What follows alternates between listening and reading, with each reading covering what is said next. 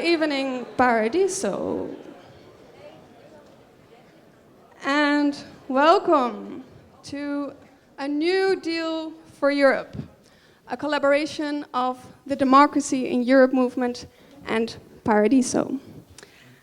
My name is Suzanne Curvers. I am one of the coordinators of DM25 in the Netherlands. And about less than 3 months ago, the coordination team of the Netherlands met with Mr. Varoufakis. And he asked us whether we could organize a big event to launch DM25 in the Netherlands and to ask for some attention for our cause. And he said maybe we can do it around the election time to get some more attention. Everybody immediately actually got excited, but to be honest, I wasn't so sure if we were up for this task, because we had only just started organizing ourselves. And I was kind of doubtful at first if we would be able to mobilize enough active members in order to make this happen in time. But somehow, we made it here tonight. And I have to say, I am no longer doubtful, because I have experienced what collaboration of citizens can actually make happen. And I learned that it was not merely our skills or capacities that brought us here tonight, but it was most of all our dedication and passion and friendship, for which I would really want to thank everyone that has been involved. I am no longer doubtful, but immensely curious to see what else we can achieve in the future, especially when all of you here tonight bring your own dedication and passion and friendship to the cause. Let's see if we can share tonight the importance of that cause and the work that lies ahead of us. If you will now turn towards the screen, you will be getting a tiny glimpse of what DM25 is Friends, about. the real danger is not that we shall aim too high and miss. The real danger is that we train our eyes on the floor and end up there.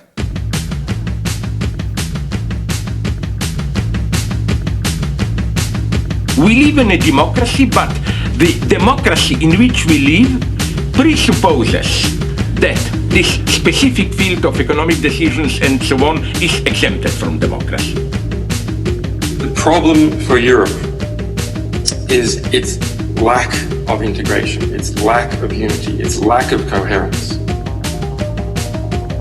If there is something somewhere that is unacceptable, there has to be a moral responsibility that someone somewhere does not accept it.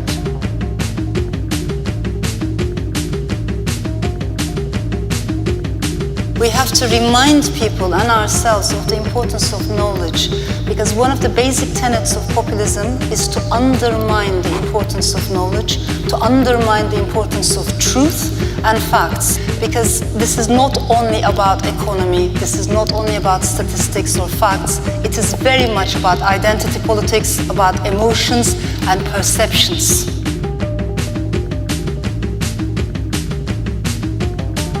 It's not enough to take power in a country of Europe. What you need instead is an international pan-European movement which would be able to oppose the forces and the major power factions in Europe and in the world.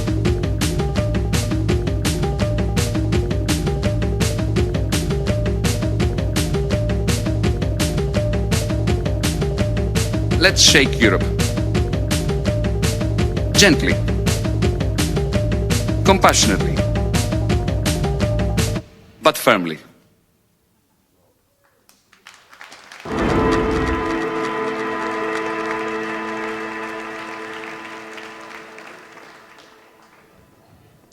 The idea of Europe is in retreat, and the European Union is at an advanced state of disintegration. With Brexit, one great pillar of the European Union has already fallen. Others may follow. If not in this year's election cycle, then perhaps in the next. These are the opening lines of DiEM25's New Deal for Europe that will be presented here tonight. And I want to thank the people of DiEM25 NL who brought us all here together, who took care of the video we just saw.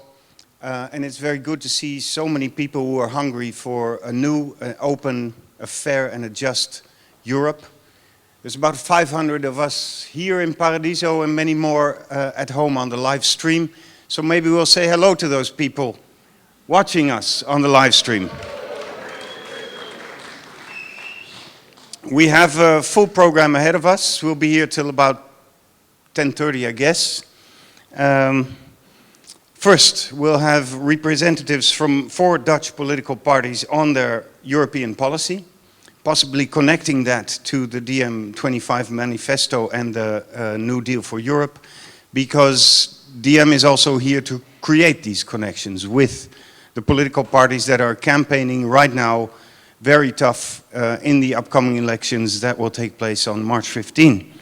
Then we'll hear from Jonas Staal, who with his dedicated studio designed the setting that we see around us with these remnants of the European stars waiting for us to think what best we can do with them. After that, Yanis Varoufakis will be here to present DiEM25's European New Deal, and he is in the company of a number of people from the coordinating collective coming from all over Europe.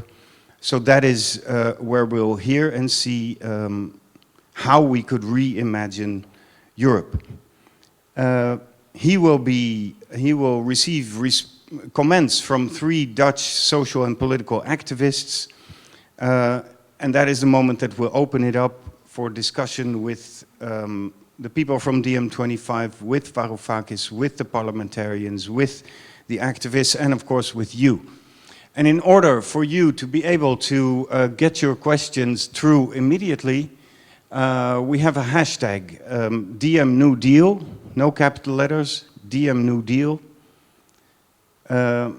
So you can tweet whatever you want to ask already. Gode Lieve van Heteren over there. We'll select the most brilliant questions that you send her. So we'll come and pick them up later and start the open dialogue from there. Because that's what it's about. We're here together. We're going to talk together as far as possible in this monumental space. Now, to begin with, as I said, we have representatives of 4 Dutch political parties campaigning hard right now. And we will ask them what do they think about 3 crucial issues in Europe right now: migration, economy, and the transparency of the European Union.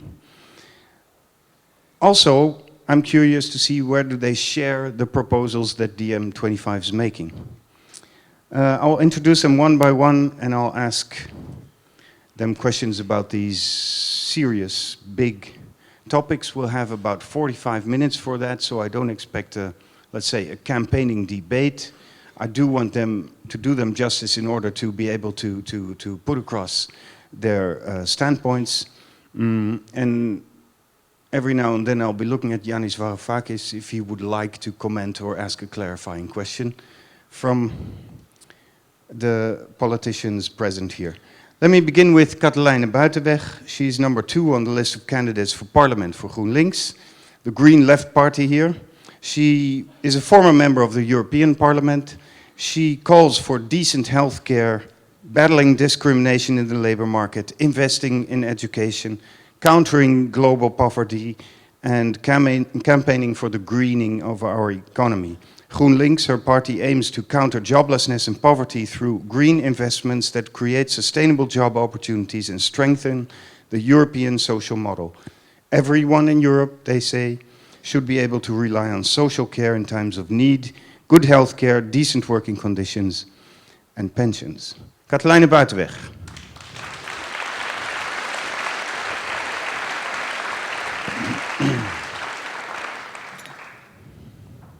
Kathalijne, may I ask you one question to begin with?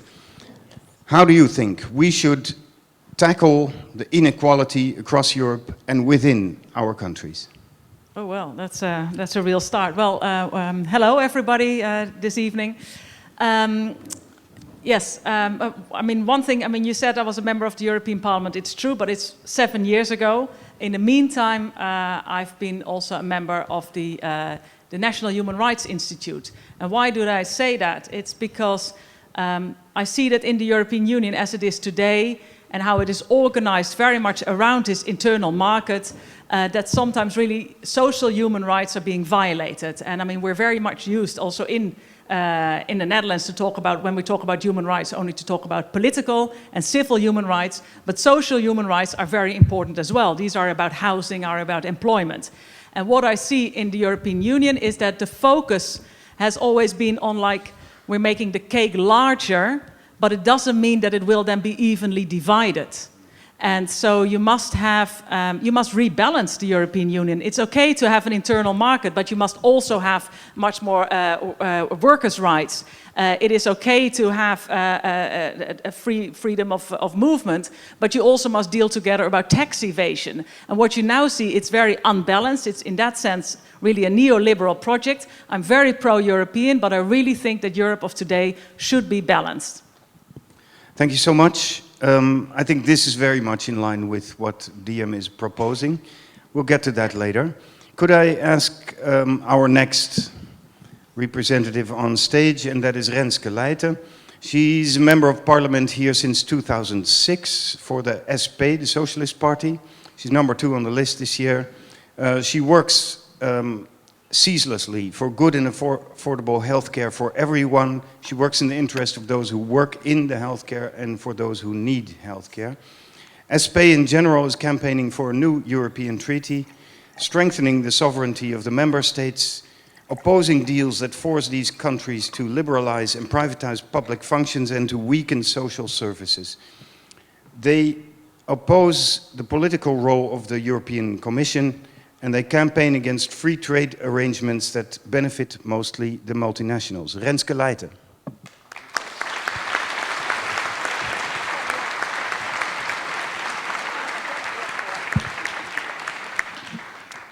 Sharing the stage just like we like to see it. Renske Leijten. You never know. New left love. Exactly, wow. We're on the news already. Serious question, important one to SP, I'm sure. What role could European citizens play to change the economy that was just described by Kathalijne Buitenweg as being unequal? I think we need to stand up against the agenda for multinationals which rule the EU in this time, at this moment. Treaties like CETA, TTIP, in whose favor are these? I think it's not in favor for local communities to lose their local ground to multinationals who will say whatever you need with big propaganda, but also to produce products which make us sick sometimes. Too much salt, too much sugar, and TTIP and CETA are not in the interest of the local communities. And we need to build up Europe with the local communities. So how do we strengthen them? Not to have these big treaties, and to see that Europe is not one, but in all its parts of the puzzles, it's just we don't need to be united with one rule made in Brussels, but just with all the verschillen. Differences. Clear. One more thing, because that's what I ask you. What role can citizens play in this transformation? Well, just stand up and grab power. Make sure you have your own power. And that's in small communities. But that's also with holding a referendum. When we say when people are saying it's good to give more power to Europe, that we say, well, maybe we need more power for the people. Yeah, because Europe is you. Yes. Should be you. It should be us, Yeah. and otherwise it cannot be. Okay, thank you. Now, Marit Maij, she's a member of Dutch Parliament since 2012 for the PvdA, Partij van de Arbeid, the Labour Party.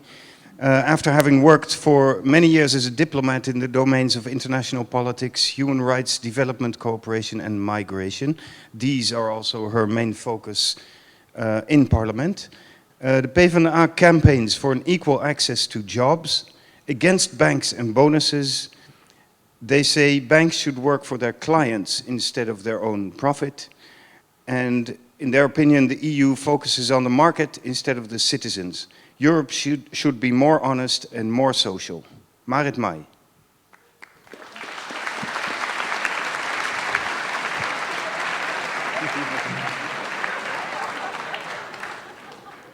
You can join me if you like as well. Huh? I'm really left-wing, peace-loving person as well. Yeah? That's good. That's good. So, again, one of these serious questions. What role and regulations? No. What is your first your view on employment policy and taxation policy that we should work towards in Europe? I think it's a little bit in line with what the two colleagues have just mentioned. If we look at the European internal market and the way that it is functioned and is functioning right now, over the past years, it has developed since 1992 into a project that is more of a neoliberal project for companies, international companies, than a project for workers. I think we forget that workers are the core value of the European corporation. It's us, it's the people, and it's not the companies that are the core value of the European corporation. And we see that workers are often left behind, or it is being said that we can make rules for companies, but we cannot make rules for workers in the European Union. No, that's something that countries themselves should in the end do. I think there are some core values that we share when it comes to values for workers. Also because we should, I think, continue working in the European community, in the internal market, to earn money for the welfare state that we have. Here in the Netherlands, we have a beautiful welfare state. There's many things that can be improved. That's what our party leaders are campaigning about right now. But I think in general, we can say that we have a beautiful welfare state, which we can pay with the cooperation that we have in the internal market. But we should not forget workers, and we should also not blame workers from other countries that come here to seek a job opportunity because they come here as cheap labor for companies that use these rules in the European Union. We should have more rules to protect workers and to give workers equal rights. Exactly. This ties in very much with the involuntary joblessness and the involuntary migration that DM also talks about in the New Deal. We'll hear more about that. Just like the other two ladies, you mentioned the fragility of many workers or jobless people in the Netherlands and Europe. What is your view on the financial institutions that regulate this market? Well, I think you beautifully mentioned already what we say in our program, in our election program, that you can see that there's a complete disconnect between financial institutions and the real economy. And the financial institutions, they speculate with our money, they speculate with the money of the citizens, and they speculate with the money of companies, but also small and medium-sized companies. And I think we should try and put an end to it, and also make sure that when they take risks, the risks are for the banks and not for governments, and not for governments, not for citizens. Okay. I believe Yanis Varoufakis has an idea for this, but we'll get there later. Finally, Alexander Rinnooij Kan is with us. He's a member of the Dutch Senate for deze, the Liberal Democrat Party. People whisper that he might very well be a good minister after our next elections. But that's too good potential. Well, Exactly. Sorry, so there's two good potential that ministers. makes 4 of them right here. No, the latest. And just to give you background, he was a chairman of the SER, the Socio-Economic Council, which is an important advisory organ for the Dutch government.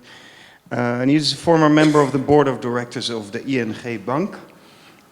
He believes Europe should work for more sustainable ways of production and consumption. He believes in the controlled globalization of goods and products that have been produced according to decent agreements on environmental and labor conditions. D66, as we've heard before tonight, believes that Europe should be governed by the people, not by banks, financial markets, or nameless bureaucracies.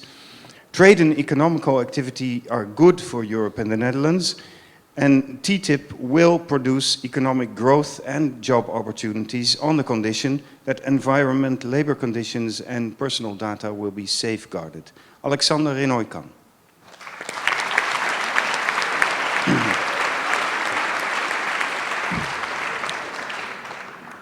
And I'm just gonna pretty lonely out here. Join you, not to make you feel alone. Mr. Rinnooij Kan, impossibly big question, but what is your view on globalization and how would you work in the direction of a fair global trade? Well, let me begin by saying I'm not running for parliament right now, but I'm very happy to represent my party here tonight. And I'm especially happy to see so many people interested in the idea of Europe. Because if there's one thing that I think has distinguished my party over time, it is a very, very firm commitment to the notion of Europe.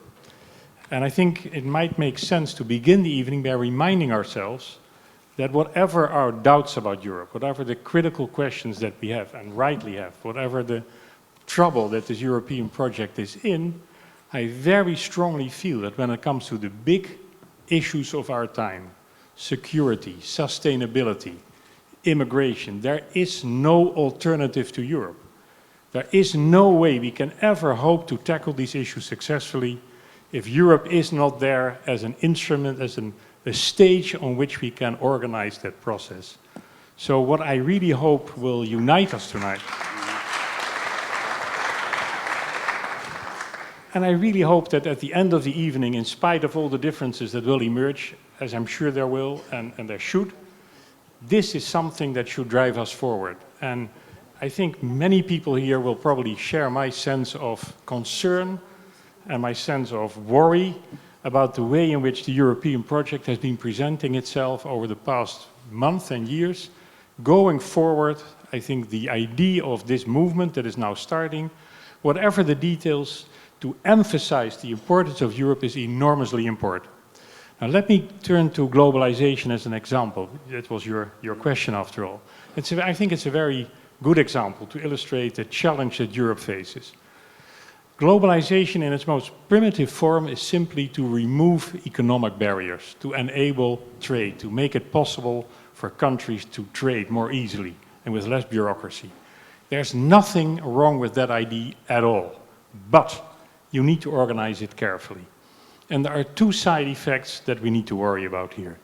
The first one is the one that most people do worry about, which is simply that globalization, when implemented, and by the way, there's nothing automatic about this. We've had long periods of increased globalizations, but in between the two world wars, there was no globalization whatsoever. So this is a man-made thing, and it can fail as a result of what man does or doesn't do. But if globalization takes place, if globalization carries out its role and duty, then obviously it will enforce economic change. If you trade, your weaknesses, your competitive weaknesses are pretty ruthlessly exposed, and so your economy has to adapt. There's nothing new about this. In fact, this is something we do pretty well in the Netherlands because we've been through it before on so many occasions. So many industries have come and gone, and this is simply the logic of a global marketplace that we have to live with. And I find it hard to believe that any serious political party would be against that process. But of course, we need to organize it well. And so the problem, I think, with Europe is that it has been associated with the process of globalization. It has been viewed as an agent for globalization, but it has not been viewed as what it should be, a response to globalization. Because Europe has never been associated with redistribution, it has never been explicitly been associated with social justice. And so what I would like to draw as a conclusion from this first side effect of globalization is that Europe going forward should be an active force for redistribution. There should be an active pillar. Europe should be a social Europe. It has always been intended to be, but in the view of the Europeans, it never really managed to pull it off. Secondly, there's another issue that globalization has created and that we should worry about. And that is the fact that the products that globalization generates are not necessarily ones that we always want. So there is a tension between globalization and sustainability. Globalization generates products that we should perhaps question the admittance to Europe of. That is a very, very tricky issue, because quite often when people argue against admitting certain products into our European marketplace, it is essentially for hidden protectionism. So we should be very careful to distinguish between the two, but there is definitely a role for Europe to make sure that the products that enter our market also satisfy sustainability standards. And again, there are some very good examples here. For instance, wood, a very basic product. There is now a protocol in place that ensures that the wood that is imported in Europe as a result of globalization is produced sustainably. I think it again illustrates the point. If it comes to seriously addressing the opportunities and the challenges of globalization, there is no alternative to Europe. We should arrange for these things at the European level. Thank you so much. Now, Yanis Varoufakis.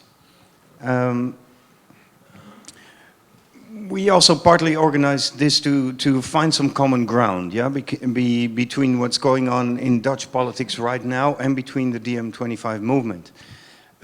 So right now when you hear these people, and I honestly mean it, these are four of the most eloquent and sophisticated faces in Dutch politics that we have today. If you listen very carefully, you'll see that they don't always agree on stuff, but they know what they're talking about. I would like now, just like the next two rounds, to see with you if you have some questions for clarifications on what you just heard, short comments maybe. You might stand up so everyone can admire you.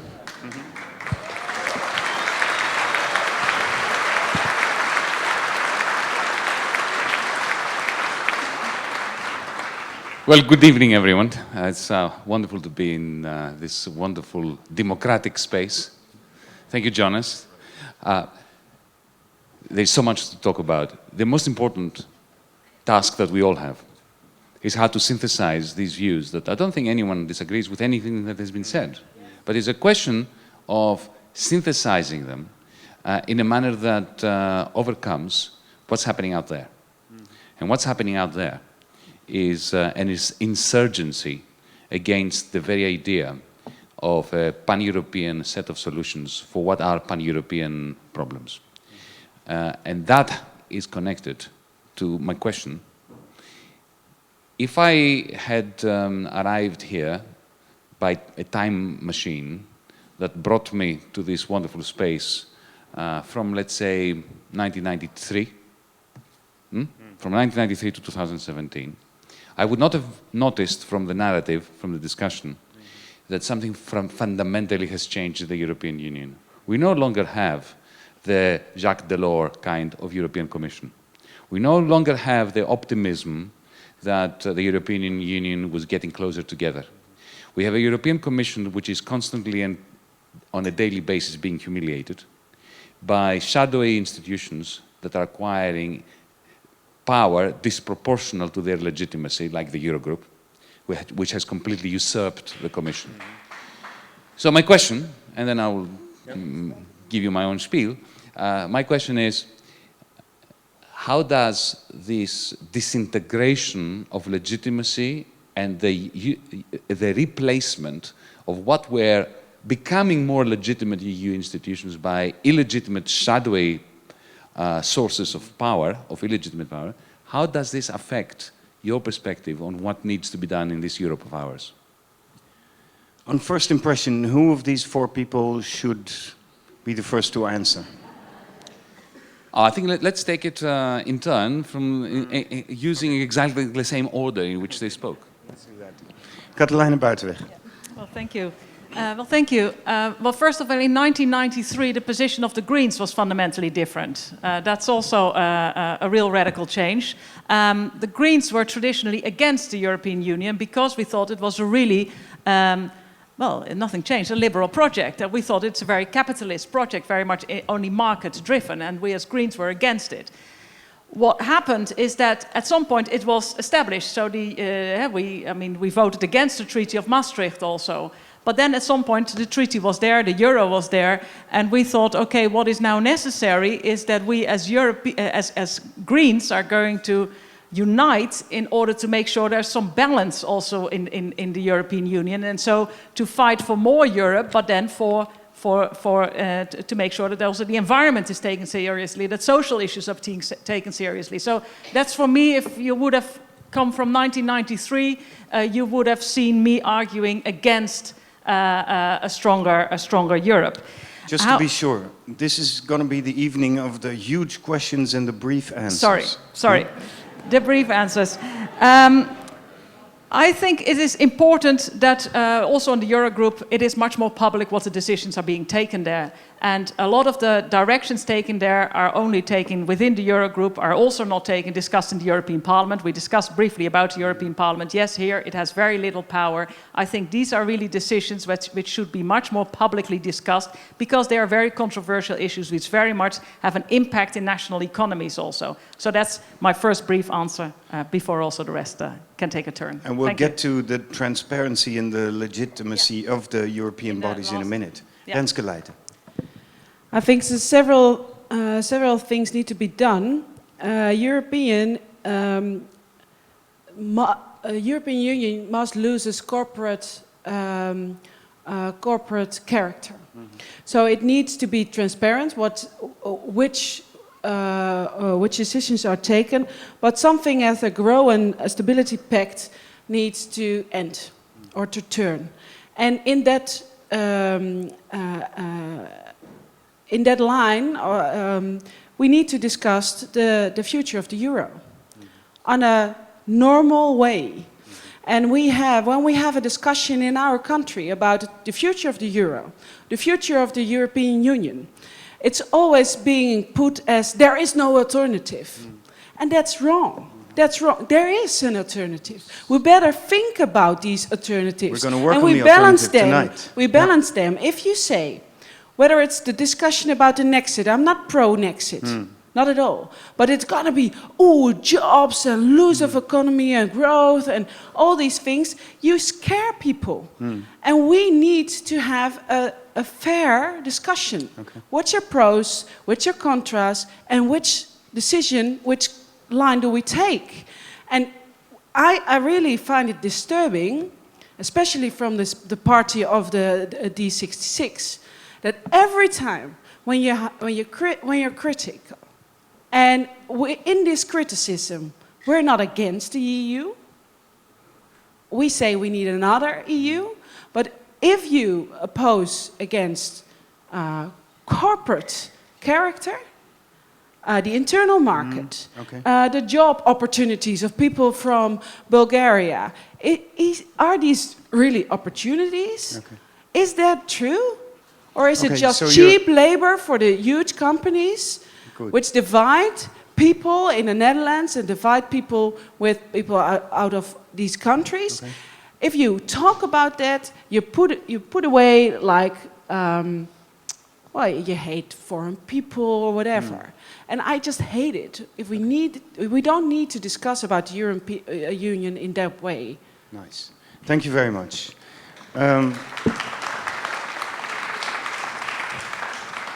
First cracks in the harmony appeared. You will be able to respond to that in a minute, Mr. Rinnooij Kan. Marit Maij.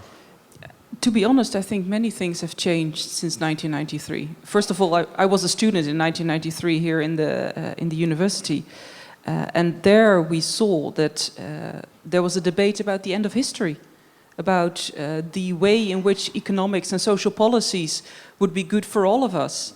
And I think many of us here remember that there were quite a number of countries that are on the European continent that were not a member of the European Union. And part of the European Union is not just an economic project, it's also a project of values, of human rights, of democracy. And we saw that a large number of these countries in Eastern and Central Europe did cross some of the thresholds to become members of the European Union. They crossed the threshold of democracy and of human rights. And I think that's really a big change that has happened since 1993. So to say that little has happened since 1993, I find that difficult to grasp, because I think a lot has happened during that period. And there's one other thing that I think we should also try and see, that globalization is not sort of an extraterrestrial force that is coming over us. It's a choice. And it's our choice to see in what way we participate in globalization. If and how. If and how, exactly. Alexander Rinnooij Kan.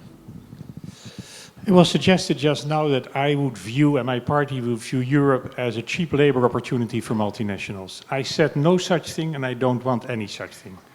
On the contrary, I believe strongly in equal pay for equal work. I welcome people who want to work in this country, and I think they should be treated exactly the same as people who work in this country and do these jobs. I think they should be part of the same collective labor agreements, and that they should be applicable. And that all these charges, to the extent that they're correct, I regret as much as you do. Certainly Europe is not meant to be a cheap labor opportunity for big multinationals, or for that matter for small companies either. Europe needs to be returned to its citizens. Our challenge is to revitalize the European democracy and to make sure that there is an increased and genuine sense of involvement on the part of the citizens of Europe in the way our continent is managed and organized. That is, I think, our challenge for the coming years. And that, I think, is still a way to cope with a wonderful quote from Ralph Dahrendorf that I want to share with you from 1995, just 2 years after the transition started. And he said, the task for the first world in the next decade is to square the circle between growth, social cohesion and political freedom. That is precisely the challenge for Europe right now, and I hope that we can meet that challenge. Can I ask a question then? I don't really think so, because there's so much to talk about. Yeah, but okay, short question, long answer. I think one of the things, if you say from, well, we need to also to invest in the solidarity, it for example means that in the Netherlands the wages should really substantially increase. In Germany, the wages should substantially increase, because at the moment we kept them low, which is good for our competitiveness in the Netherlands, but it's very disadvantageous for a lot of countries also in the south. So, and these are also recommendations made by the European Commission, but we always pick and choose. Yes, they have been also made, but we only look at the recommendations when they come to cutting expenditure.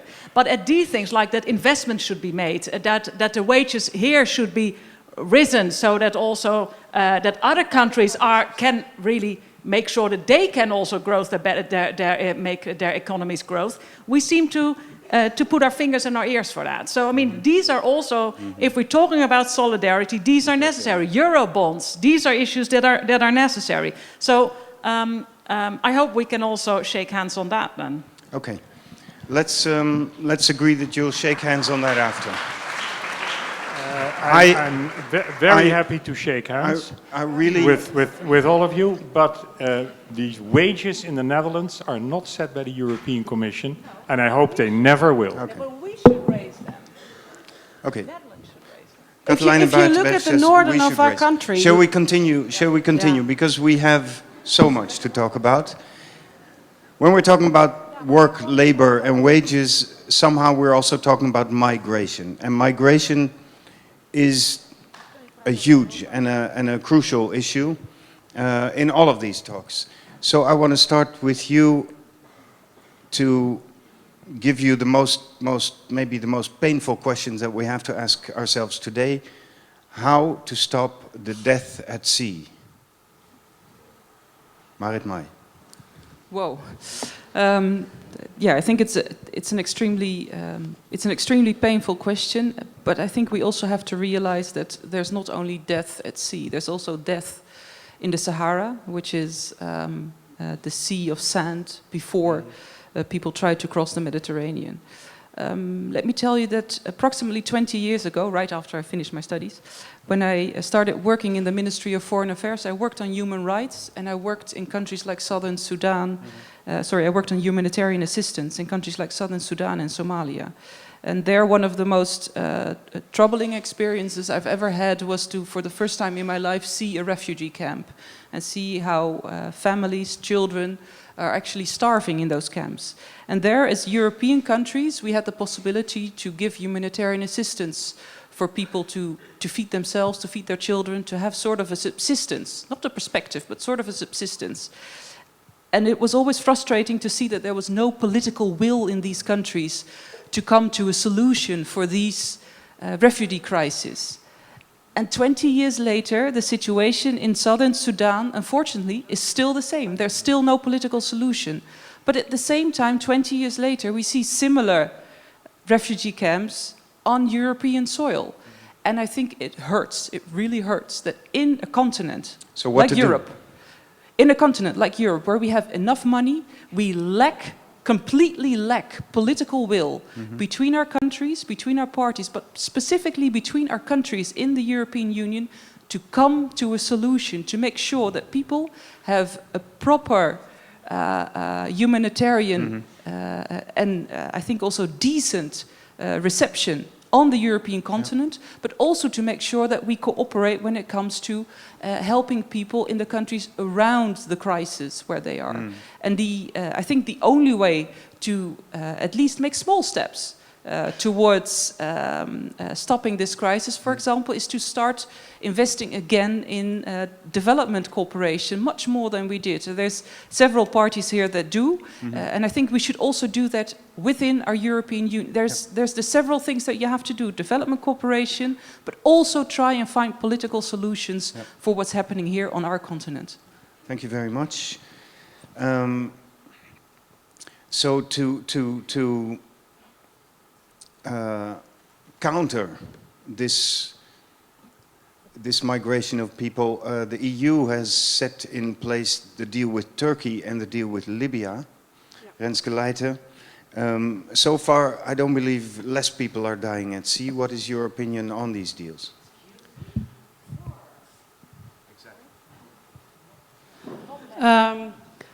Well, these refugee camps, which Marit Maij is talking about, we have them in Turkey as well. And what's the perspective there, I would ask. I would say that a deal with Turkey we don't agree with a deal with Turkey, because Turkey is not moving towards democracy, but away from democracy. And we think you legitimize the Erdogan and his politics with putting away journalists, members of parliament, with having this deal. But yes, there were fewer people dying at sea between Turkey and Greece. But it's not a solution over there. And the European Union fails to have this role in the world to make peace over there. And if we look at Libya, there is not even a government in Libya. There are three. So who we have a deal with? We don't stop any of the people who take advantage of refugees. Countries develop themselves. So young people not want to flee away. Right. I think if you want to go away from your family for the rest of your life, because there's no perspective, it's something really dehumanizing. And we need to stop that. Okay. And if we can say we need to stop people, no, we need to start build a future for people in Africa. Very much in line with Marit Maij just said. No, it's not very much in line, because when you have attention, you can give attention once. And if you give your attention to make deals with Erdogan or with a government who doesn't exist in Libya, you gave your attention away to the wrong purpose. Marit Maij? Just briefly, I have visited refugee camps in Turkey, and there's many things you can say about Turkey, about the human rights situation, about the almost dictatorship of Erdogan. But the refugee camps, they are really... Not everybody is living in these camps. Okay. There are people... I want to... Can I answer, working, please? Yeah. Yeah, sorry. I thought this was not a debate, but just a question and answer. Because the people... Easier, yeah. Go The ahead. people that live in those camps, they have at least enough food and they go to education. But it's only 20% of the people, the refugees in Turkey, that are living in those camps. So I think when we mention the camps in Turkey, we must also give them credit for what they're doing. And there's no deal with Libya. When we talk about maybe a possible future deal with Libya, I completely agree with Ms. Leijten. There is no which government, and no, maybe today there's government X and tomorrow there's government Y. There's not a proper government. But let's be factual here. There's no deal with Libya. Okay. There is no deal. Thank you. Now let's take this one step further, because both of you have laid out the problems, the tragedies that we're facing. Kathalijne Buitenweg. So do we need a completely different European migration policy? And how should the legal access be regulated and implemented? Well, there are a lot of things we need to do. First of all, the debate in Europe is often as if we have a problem that people are fleeing here. But of course, we really need to understand it's particularly people who are fleeing from their countries that are the ones who have a real serious problem. I mean, our problems are minor in comparison. I think there are a lot of things. I mean, you mentioned development aid, but also, I mean, seriously, we've never lived up to our promises. We have an Africa fund, for example, meant also to give a perspective to people also in Africa. We've promised that. We've never paid for it. The EU has never paid for it. And now they said, okay, if we're having a Libya arrangement, we're also going to have an Africa fund, to complement it. I mean, we've already promised that. So, I mean, that's one. Live up to your promises and pay for what you do. But also ensure a fair sharing between member states. But make sure that the fact that you want a fair sharing, you said also that you want fair sharing also maybe of refugee or of the allocation between member states. But make sure that that doesn't stop you as a single member state from taking your responsibility. For example, we as the Netherlands, we have committed ourselves from taking a certain number also people from Greece. And yes, we are doing relatively good in comparison to many other of the European Union member states, but we have not lived up to our promise. And so you can always say, well, there are others who are doing worse, but it should not stop you from taking your own responsibility or start even like a front-runners group to make sure that you live up. Then also together, really we can have a substantial reallocation from the UNHCR camps. I mean, like 500,000 people a year. As an EU, we can really deal with that. And then you house people who are vulnerable, because now people are coming who are in a good capacity also to cross to make the difficult travel, but also the families, the women, the children who are there in the UNHCR camps. And seriously, for example, in Lebanon, there 20% of the population is now a Syrian refugee. We can say, well, we are getting some of these people together as 28 or maybe 27 countries. We can do this. And I think so we really need to step up and take our responsibility. We're big enough for it as an EU. Excellent. Which is, unfortunately, perhaps, at a European level. We cannot organize this on our own as a country. What we can organize on our own is what we do with refugees as soon as they enter the Netherlands. And that is, I think, where we have also done a poor job of integrating them as quickly as possible.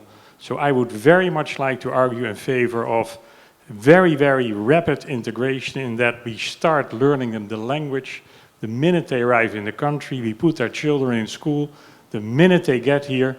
We make sure that we do everything we can to enable these refugees to get to the marketplace, to find a job, a decent job.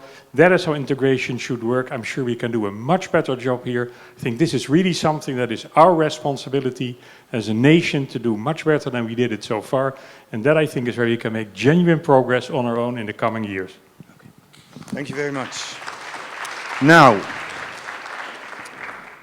Mr. Varoufakis, I'll get back to you in a minute. First, we want to tackle something that is very close to your own experience and your views, the transparency transparency or the lack of transparency within European democracy. Renske Leijten, one thing that I know SP is very tough on is the presence and the persistence and the influence of lobby, business lobby, market lobby, financial lobby. How do you view to tackle this? Well, it needs to be transparent who is lobbying who is buying who. Yeah. Maybe Kathalijne was never bought, but no, unfortunately, I was waiting on it. But it's. I think it's very subtle because it's. We have members of parliament, and they're practically. Well, this is quite transparent what they do, but you have all these institutions as well. I see it as in the pharmaceutical business. This big pharma knows the ways in Brussels so good. And so what to do? What to do? Make it transparent. And I think that if you make transparent who is lobbying who, just you need to publish it. You need to publish who you see. Our Minister of Healthcare went to Davos, and she needs to publish with who she speaks with. And we just saw it was all pharmaceuticals. And we don't know what they were talking about, but I can ask her. I can ask these questions. That's just step one. To know. And I think you need to regulate it. I think really you need to regulate it. So you're not able to step into offices that normal people cannot step into. Yeah. And you need to be totally transparent in why products and goods are entering the internal market. Okay. There are so many hulpmiddelen, how do I say that? Means which you place in your body. Which are never tested at all. And we have these poor regulations to have them on the internal market. But we also, and that's the European market, but we have also these companies who facilitate this. And if you make it transparent that how they're tested, why they're entered the market, I think you just get them out off our market. Okay. Alexander Rinnooij Kan. Renske Leijten gives us a very clear example from her own field of expertise about this lobbyist and the unclear, untransparent way that they enter into decision making. How do you think the relationship, how could the transparency of decision making and democratic accountability be improved on a more general level? Well, first of all, I fully sympathize with what was just said. I also believe that lobbies need to be transparent. I'm sure we can do a better job there. I think lobbyists should be registered. All of that can help, but if that is taken care of properly, I think there's nothing wrong with movements, wherever they come from, that want to talk to politicians to get an opportunity to do so and present their arguments, their facts, their data, and to try, in that sense, to have an effect and influence on the policy that is ultimately adopted. That is also part of a regular democratic process. Nothing wrong with that. So what can we do at the European level? Well, as I said before, we need to return Europe to its citizens. And that is a major, major challenge. And there are at least two things that I can think of. First of all, to turn the elections that select the European Parliament into a genuine European affair, to have European lists that voters can choose from. I think that would be a step in the right direction. We need to have a sense that there are people there that we know and can talk to who represent us in Europe in a convincing and commendable way. And secondly, I am very interested in the idea of a European Senate.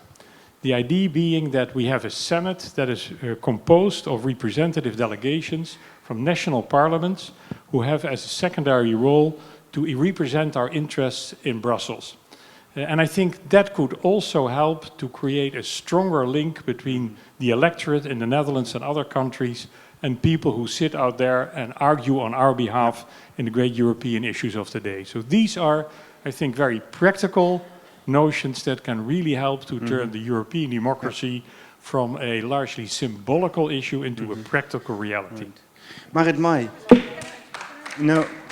No, really, because I would like to ask you to elaborate on this, exactly on this question. So the relationship between the European citizens and their elected representatives. Many people say there's a gap there. Alexander Rinnooij Kan proposes something to lessen that gap. What do you think? Well, I think there's also a gap when it comes to us. I look at us as representatives of national parliaments and national senates, because we also influence what happens in Brussels.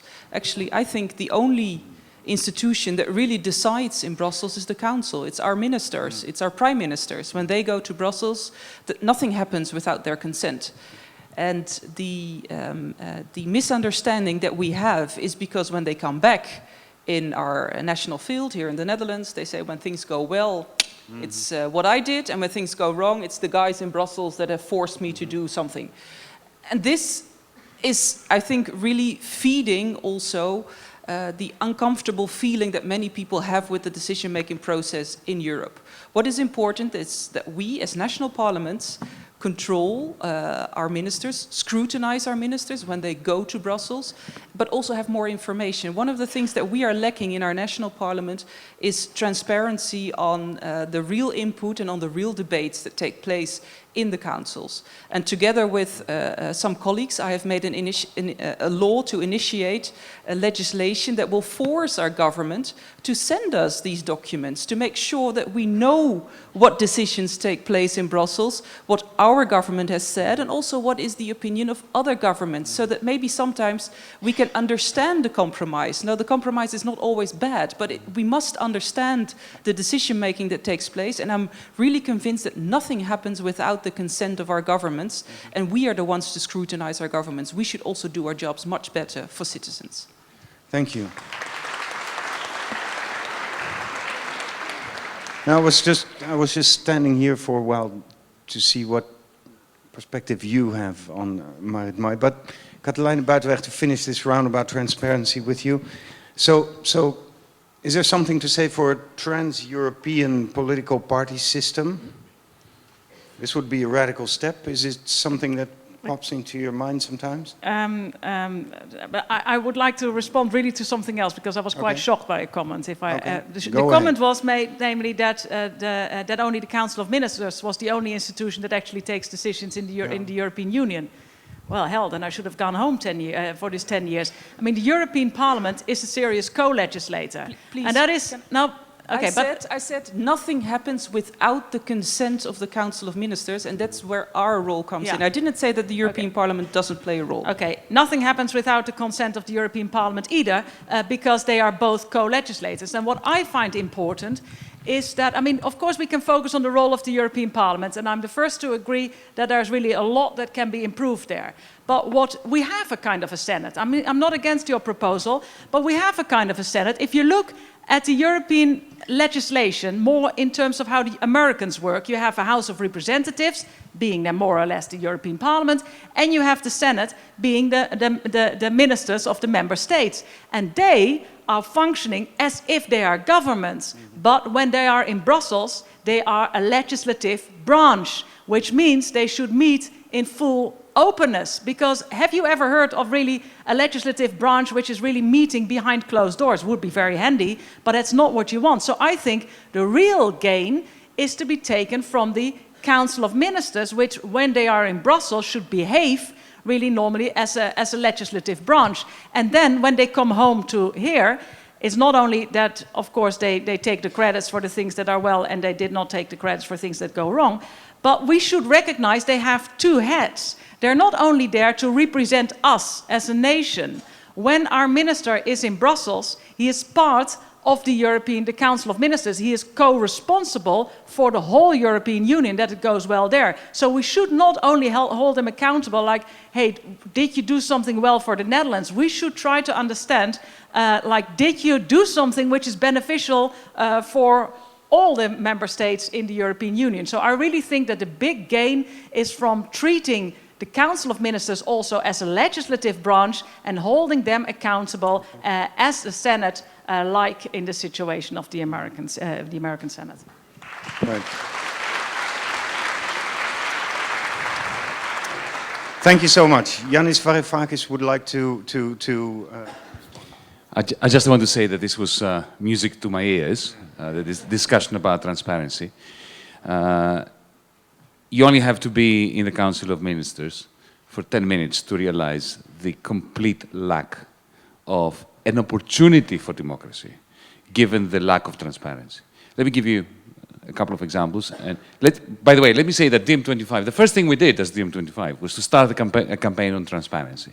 And what we asked people to sign as part of the petition that went with the campaign was first, just because of what you said, Council of Ministers and the Eurogroup effectively legislates.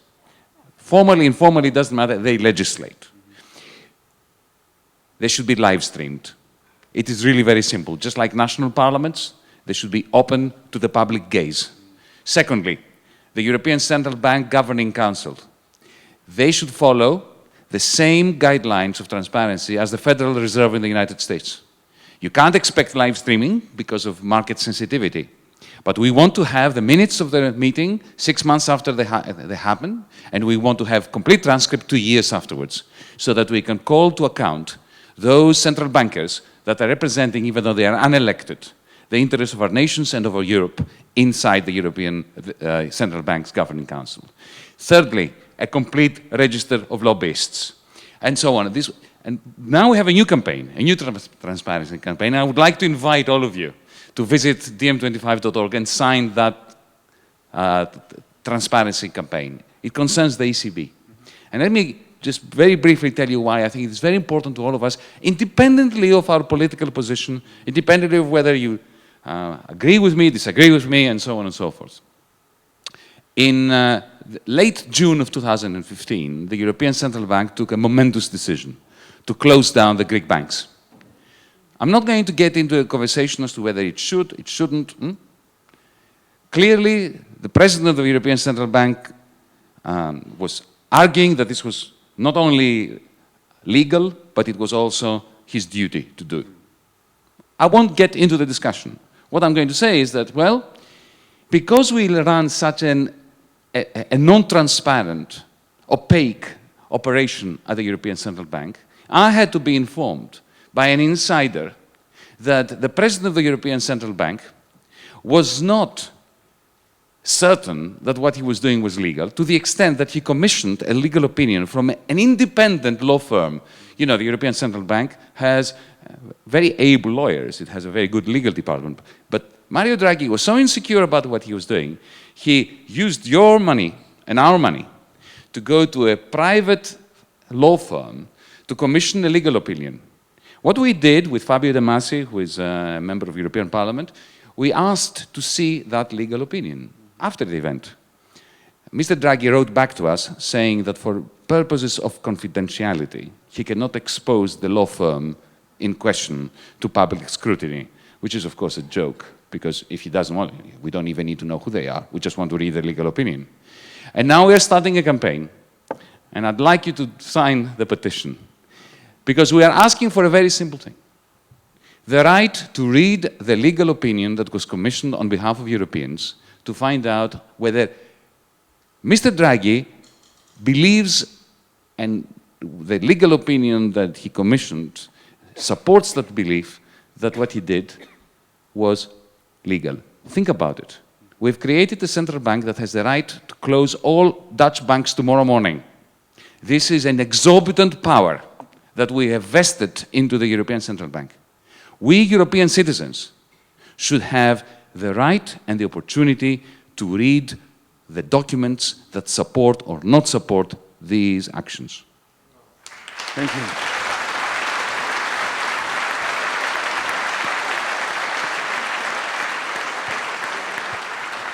Thank you, Mr. Varoufakis, and that is a grim and real example of some of the practices, mispractices that you were all talking about. So I hope that you will be able to stay for the rest of the evening in order for us to return to you later. For now, I would like a warm round of grateful applause to Kathalijne Buitenweg, Renske Leijten, Marit Maij and Alexander Rinnooij Kan.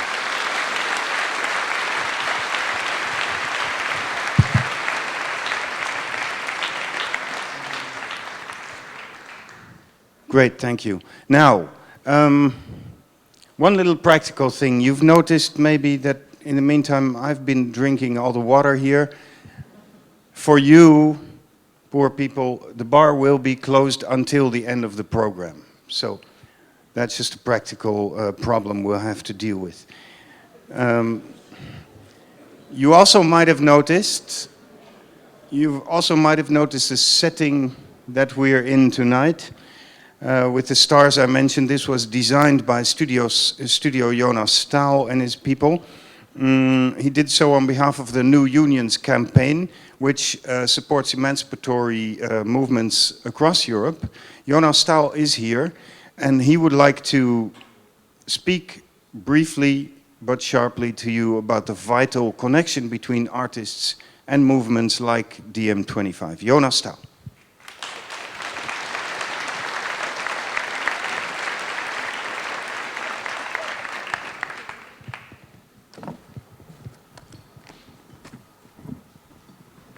I'm doing it a bit officially because I really promised to do it in five minutes this time. So I'm not going to go Hugo Chavez on you, with all due respect to his memory.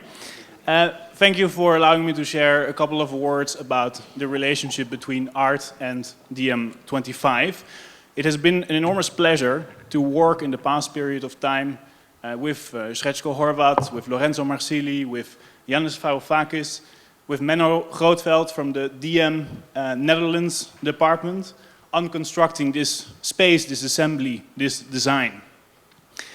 Particularly, I want to thank artist Danae Stratu, who has worked very hard to make art, to put art at the center of a new pan-European movement, to put the imaginary of art at the heart of a different political struggle that we have ahead now. And I want to thank Iliana Fokianaki, curator Iliana Fokianaki, for making this dialogue possible. And I'm standing here also on behalf of other artists and collaborators.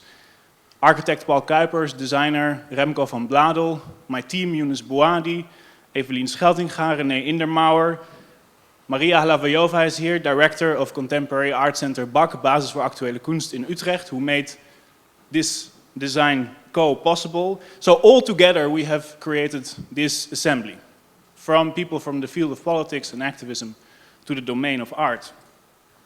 So what do you see around you and behind you? What has been taking up this space for more people to sit? We see the stars of the European Union. We see them changing color. Chris referred to them as being in a crisis. We see how they are changing form and shape. They're no longer standing in a circle, but in this time of crisis, they are looking for new constellations, for new alliances, new assemblies, just as we are trying to do as the bodies in this space today.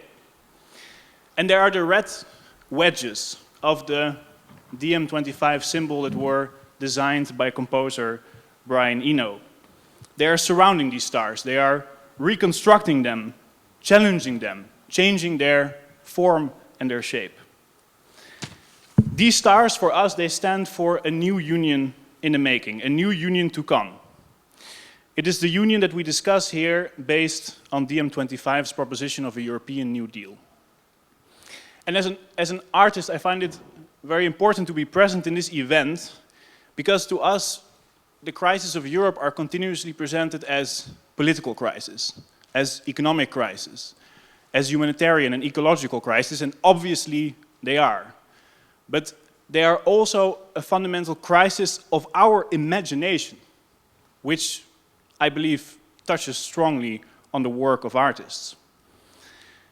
The past years, we've heard that we are facing only two options: to be in or to be out of the European Union. And the out camp, as we know, has by now been claimed by ultranationalist and fascist political parties and regimes present in Europe and in power in Europe, in power over our own imagination. This is what DiEM25 calls the nationalist international, and we should take it serious as self-proclaimed progressives, that at this moment the ultranationalists are better capable of organizing themselves than we are, and that has to change today. The in-camp, on the other hand, these are the bureaucratic financial elite. DiEM25 calls them the austerity union. Seems pretty good summary to me. And what is important is to realize that although this in and out camp, they seem to be opposing forces, as Yanis Varoufakis has argued, they are strengthening each other along the way. In some way, they are two parts of the same crisis. They benefit from each other more than anything else. So faced with this crisis, for us, what is crucial is to reclaim our political imagination. Our lives are not simply about being in or out. It's not simply about being us or them. We need a third option. We need to occupy our imagination again, a union as it could be, as it should be, most of all as we desire it to be. And this for me is DiEM25. Not the dichotomy of being in or out, a collective investment that we make here of a union that will be, a union based on fundamental democratization, a union based on a social project, a union as a model of transnational solidarity. This is what DiEM calls the progressive international or the progressive transnational. Don't worry, Chris, almost there. One reason why I take this event very, very seriously, and I think many of you do as well, is because we are nearing the elections of March 15th in the Netherlands. And I think it's worthwhile to recognize that this might be the first election in the history of this country where an ultra-nationalist, racist party might become the biggest party. And this is a reality. After Brexit and after Trump, don't trust anyone with any calculation about how the polls are predicting it will be otherwise. My question is, for me the shocking question to ask myself is, am I part of a generation that's going to allow this? I mean, are we the first generation that's going to let this happen? The ones who, after hearing for God knows how long, never again, we're going to be saying, yet again. So let's take this moment of being together here very, very seriously. And to say that this is not going to happen on our watch, it's not. And that this is what drives us here today, to find a new common platform. So this is not a debate amongst many. And we have two concrete options ahead that are present in this space. First, we have to mobilize and campaign and vote so we can get any progressive party by any means necessary in our parliament to form our next government.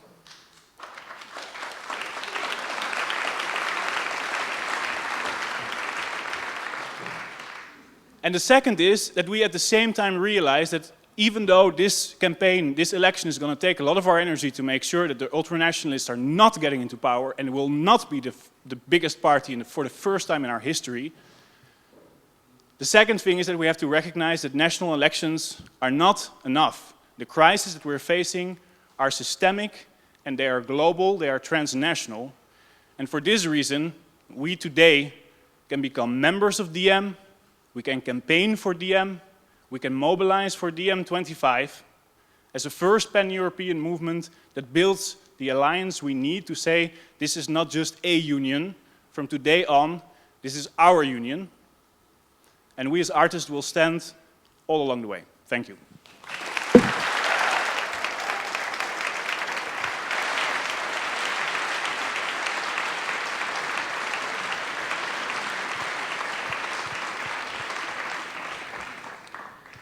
Here, here, Jonas Staal. So the Nationalist International should find its Waterloo here at the next elections.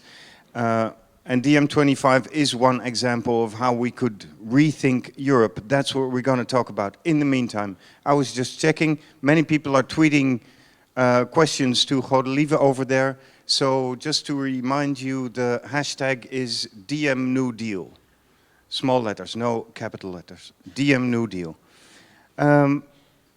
Now, of course, everybody here is very familiar with Yanis Varoufakis and with DiEM25. We just heard him speak already. Still, I would like to take a little bit of time to give some of the background in order for you not to have to do that.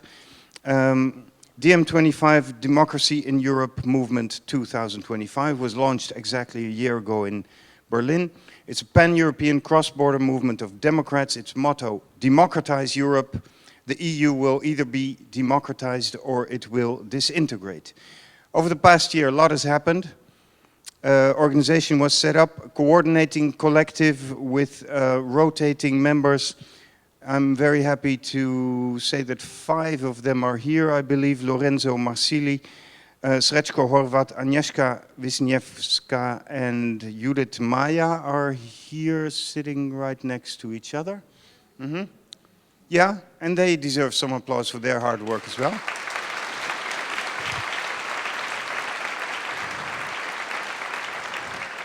I hope we'll be hearing from you people once we open it up. But there's also the advisory panel, the validating council, the DiEM25 spontaneous collectives, DSCs, which are popping up all over Europe.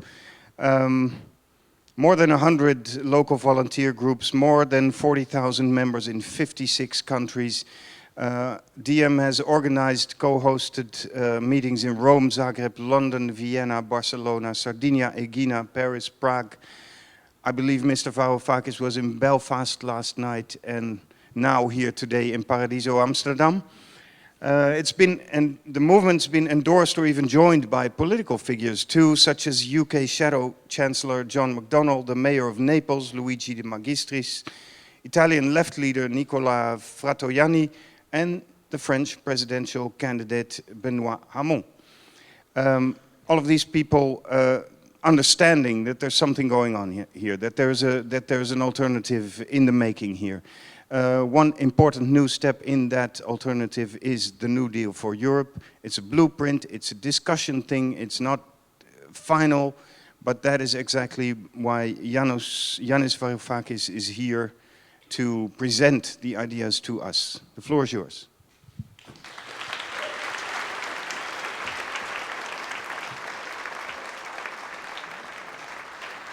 Thank you. Thank you so much. Well, as you said, we began DiEM25 at the heart of Europe in Berlin at the Volksbühne Theater on the 9th of February 2016. Back then, it sounds like it was yesterday, but nevertheless, it's not yesterday because of the pace at which Europe is changing or disintegrating. And let me make this point. When we started DiEM, in the first few meetings we had in Germany, in France, in Spain, and so on and so forth, the question that people asked us when they wanted to be critical and skeptical and to scrutinize what we're doing is, okay, you have a plan to save Europe, show it to us, is it likely to work? That was the question that we were being asked a year and a bit ago. Do you know, in the last 2 months, wherever I go, whether it's Belfast, or Paris, or Rome, or Athens, or Hamburg, I get a different question. Is Europe worth saving? They're not scrutinizing our plan to save Europe. They are scrutinizing whether the motivation is the right one. Now, as staunch Europeanists, we are intrigued, we are upset, and we are motivated in order to change this. Allow me to say that, especially after Brexit, we have a Europe which is being buffeted by a denial, an insurgency, and a fallacy. The denial is that of the establishment. the business as usual kind of communiques that you get from the Eurogroup, from ECOFIN, from the European Council meetings. The insurgency is the nationalist international that Jonas described in ways that surpass anything I can achieve. It is important that we do not demonize those who follow the nationalist international. It is important that we treat them with the respect that they deserve. When I go to the north of England, when I go to parts of Greece, and I have people saying to me that Europe is finished, Europe is toxic, Europe is neoliberal, Europe is this, that, the other, and we need to claim our countries back. When I go to Leeds in northern England and people say to me after Brexit, we got our country back, we don't care what it means in terms of lost trade, in terms of losing the benefits of the customs union. We got our country back. We have to sympathize with what they are saying, not agree with them, but sympathize. And then there is, I'll come back to that, how do you combine this with saving Europe? But let me also refer to the third threat to the European Union, which is the fallacy. The fallacy of more Europe. I'm a staunch federalist, personally speaking now. I'm not committing DM to this. I'm a staunch Europeanist. But the idea that the solution today to the crisis that is unfolding is a little bit more Europe. The usual gradualist approach. Let's create a small 1% budget for the Eurozone and turn Dijsselbloem into the treasurer, a federal treasurer, and give him a little bit of legitimacy by also having a chamber of the European Union Parliament legitimizing the austerity union that we are creating. That is not going to work, ladies and gentlemen. This is going to enrage those whom we have lost in terms of mobilizing in favor of the idea of European solutions. Now, European solutions is the only way forward. The one thing that we have learned in the last 30 years from the ecology movement, from the green movement, for instance, in the context of climate change, is that, as previous speakers have said, quite correctly, that there's nothing the Netherlands can do to combat climate change. There's nothing Greece can do, there's nothing Germany can do. Europe is a larger entity, there are things that Europe can do about that. But this is not just the case with climate change. Think of the great thorns on the backside of Europeans. Think of the things that keep Europeans awake at night, whether they know that this is what is keeping them awake at night or not. What is it? Debt. Whether it's public or private, as long as it is unsustainable. The problem with banks, the banking crisis. The problem with low investment. Do you realize that we have the lowest level of investment since 1950 throughout Europe relative to national income and relative to savings?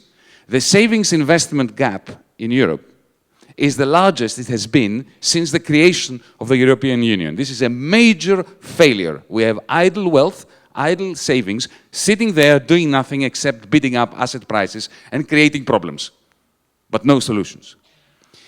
Take the problem of refugees. We discussed this before. None of these problems, they're all problems like climate change. Either we deal with them at the European level or we don't deal with them. Or we are going to fail spectacularly. We are not going to deal with them by erecting very large walls around our countries and building electrified fences on top of them. These fences are only going to divide our societies further, and they're going to make life nastier, brutish, and shorter.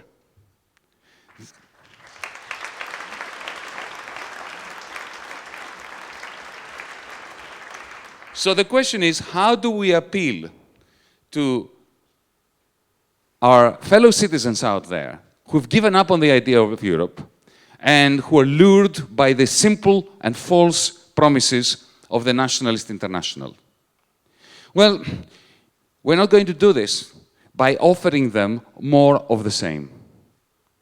DiEM's position on this is summarized in 2 words: constructive disobedience. Tina, the toxic dogma that there is no alternative, is the greatest solvent of Europe, is the greatest enemy of Europe. The idea that what we have now, which is responsible for the gradual disintegration of Europe, is the solution. We need an alternative blueprint of that which could happen not in some future Europe, which we do not have the political capacity to bring about as long as the economic crisis and the fragmentation of societies and of the European social economic model is bringing. We need to have a set of policies that could be applied tomorrow morning under existing treaties by means of the existing institutions that will not bring about the ideal Europe we want to live in, but which will bring about stabilization. As we speak, centrifugal economic forces are operating under the surface of the Eurozone and the European Union, and they are tearing our union apart, creating massive pain everywhere. The question is, how do you appeal to people about a document like the European New Deal, which is our answer, our attempted answer at providing an alternative to Tina? Unlike other political movements and organizations, at DM, when we inaugurated DM, we decided not to go out there and to say to people, come, look, give us your money, donate, come and become members, we will run for elections, you vote for us, when we're in power, then we will have some ideas as to what we should do. No, we're doing it exactly the opposite way. We've been working now for a year to provide an answer, okay, if not this, then what? If the current policies are contributing to the disintegration of Europe, what are the alternative policies that we can apply tomorrow morning? The result of this is the European New Deal policy paper. This is not the venue for me to provide you with a presentation of the technicalities of it. There is a 20-page summary. I will speak to it for a little bit, but I'm not going to get into the nitty-gritty of banking regulations, of management, of public debt, of recalibrating quantitative easing policies, and so on and so forth. I will speak a little bit on it, but this is not the main point of this presentation. The main point of this presentation is to say that the European New Deal document is our attempt to be constructive. To say, here is something we could do tomorrow morning, and then in a year's time we should do something else to build upon it, and then in 2 years' time this is what we should do, that with the view, with the aim of then making substantial institutional changes, treaty changes, bring about a process of a legislative assembly, a constitutional assembly, to replace all the EU treaties by means of a functioning democratic constitution. The way, however, to give substance, energy, and power to an agenda, an anti-Tina agenda like the European New Deal, has to pass through the hearts and minds of people out there. Now, this is where we are failing spectacularly as progressives. And this is where the Nationalist International is doing a fantastic job. When Nigel Farage in Britain got out and said, vote for Brexit to get your country back, it was very difficult for progressives like me to come up with such a succinct statement as to why they should not vote for Brexit. I tried. I campaigned all over Britain against Brexit. But this simplicity that allows the Nationalist International to harness the anger and the passion of those who feel that they've been left behind and they've been left outside the social contract of Europe and of their nation states and of their regions and of their towns and of their villages, and then they turn against the scapegoat of the other, the foreigner, the refugee. These hearts and minds are the hearts and minds that we need to impress. Now, the greatest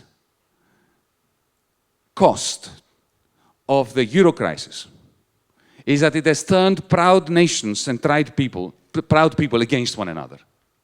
Just like after the 1929 disaster. Exactly like that. After 2008. Very soon after the fragmentation, the implosion of the financial system. And the attempt to push the costs of bailing them out onto the shoulders of the weakest taxpayers and the weakest citizens throughout Europe. The first thing that happened, just like in the 1930s, was finger pointing. The Germans started hating the Greeks, the Germans, everybody started hating the French. And very soon after that, the Greeks started hating the Greeks and the Germans. This is how division spreads. When we don't explain to ourselves first, and then to those who are feeling uncertain, those who are feeling discarded, those that are feeling left out, why they can't sleep at night. Again, I'm going to borrow a metaphor from ecology. Now, you remember some years ago, there was this very strange set of phenomena around the planet. There were floods in North Queensland in Australia, in places where it never rains. And there were forest fires in Siberia, where it was never hot. Now, these are two different phenomena. One is a flood, the other is a bushfire. Yeah? But the only way to understand what's going on is in the context of climate change. The cause is the same. The symptom is different. What really makes all of us understand what happens is the rational approach to explain disparate phenomena as part of the same process, like the bushfires in Siberia and the flooding in North Queensland. We need to do the same thing, and this is what the European New Deal tries to do in Europe. There are people, as we speak, in my country, who have no idea how they're going to pay tomorrow's rent, or how they're going to reconnect their electricity, which has been cut off because they couldn't pay their bill. Now, this is not a headache that many Dutch people experience. But there are different Dutch nightmares. There are different reasons why lots of people here in Holland do not sleep at night. Maybe they have absolutely no financial problem, in the sense that they have a good job, they have a business that is running very well, they have assets that are appreciating, they have the semblance of prosperity. 5 minutes. Okay. They have the semblance of prosperity. Yeah. But at the same time, they can't sleep at night. And they can't sleep at night because they can see that the amount of private debt that they have in order to keep their business upgraded, in order to keep utilizing the tax loopholes in this country through getting more debt in order to remortgage and refinance their house. It's creating circumstances of private debt which is not sustainable when you read in the newspapers, for instance, that Beppe Grillo may be winning and pulling Italy out of the Eurozone, which will have catastrophic effects for the stability of the macroeconomy of the Netherlands. Now, it doesn't necessarily need to be something which is conscious. But people in Holland, people in Germany, people in the surplus countries are up in arms. They are approaching sympathetically Wilders, the Alternative für Deutschland, and other such members or franchises of the Nationalist International, because they feel insecurity. They may not have the hunger, they may not have the destitution of people in Portugal and people in Greece, but they have a symptom of uncertainty, of sleeplessness, which has the same cause, exactly like climate change can explain both flooding and bushfires. And unless we explain to the people here in Holland that the source of their uncertainty and fear is exactly the same as that of people in Greece who have completely different problems, but whose problems are also sourced in the same incongruities and structural architectural design faults of the way we've created the single market and the single currency. So this is what the European New Deal does. It is structured in along two different dimensions. Let me just introduce the text now, and then I will close. One dimension has to do with the different sub-crises facing Europe everywhere. The question of public debt, the question of private debt, the question of poverty that is rising everywhere, the question regarding all the negative effects of underinvestment, of the great gap between the historically scandalous gap between savings and investment. So we're asking a question, what can we do about each one of these crises everywhere in Europe at once?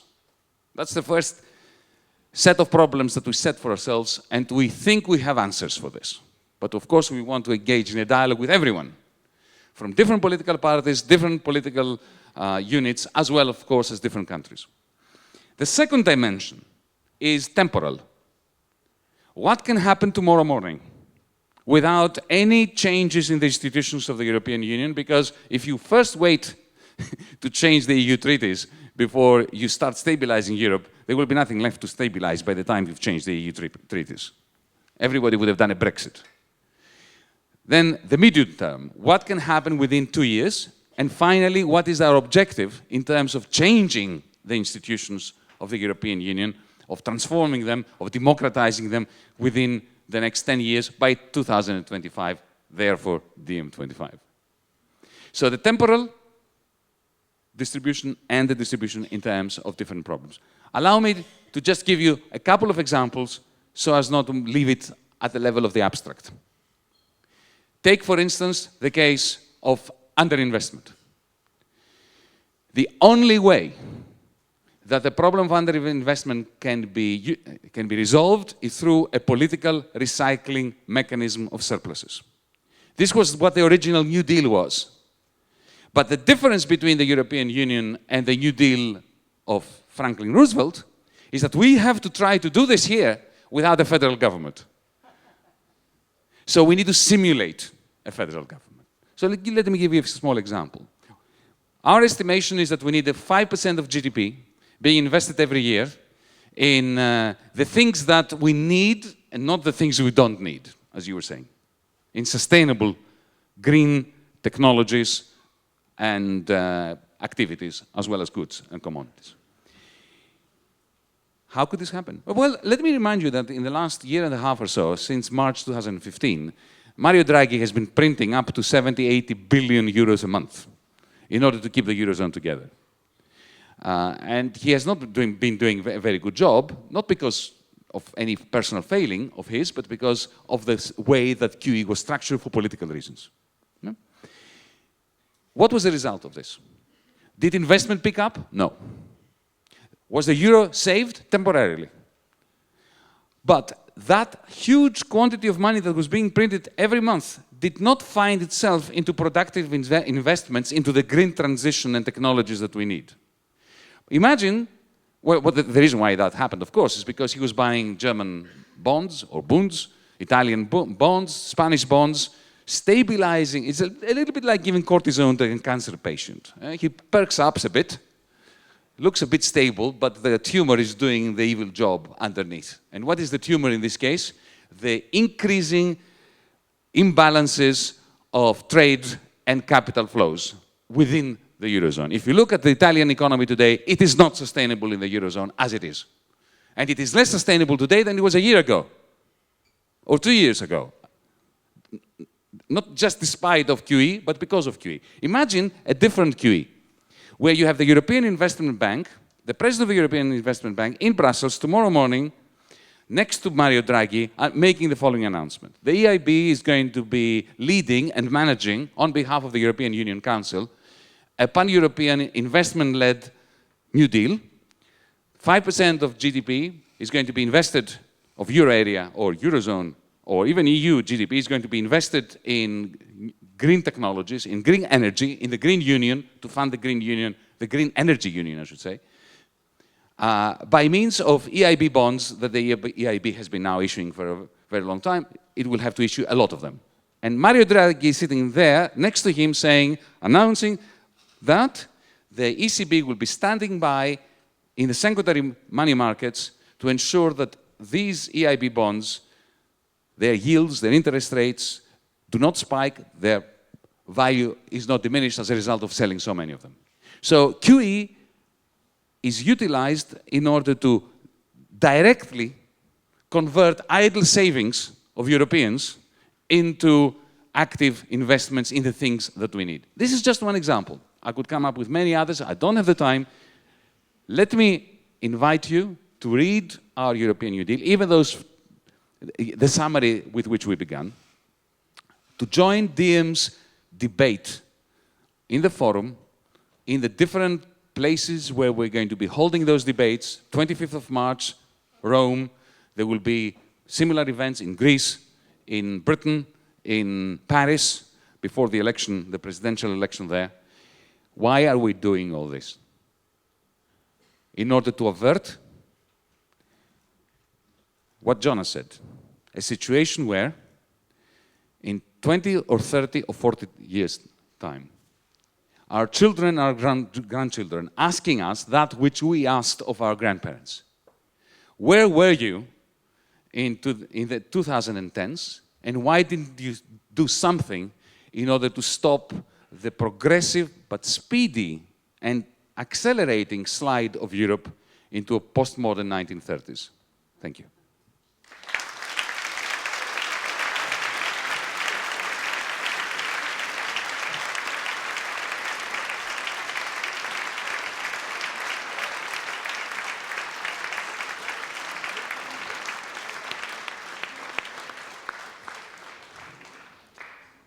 Thank you so much, Yanis Varoufakis. And I'd like to see some hands. Who of the people here have found time yet to read the summary of the European New Deal?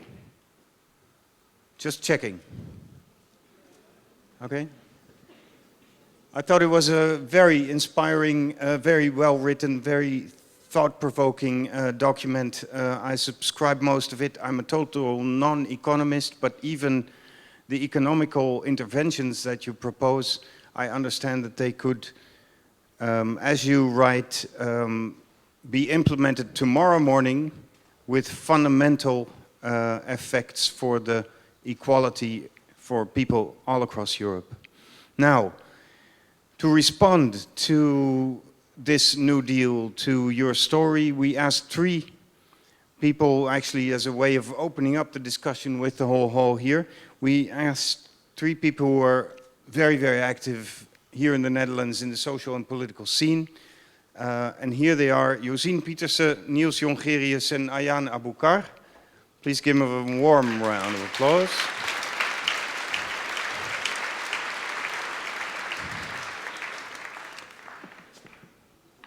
I'll introduce you one by one. First up, Josien Pieterse, Network Democracy. It's a platform for democratic innovation and transparency. She is also the co-founder of Framer Framed, a visual arts platform at Tolhuistuin that investigates the politics of representation and curatorial practices in the 21st century.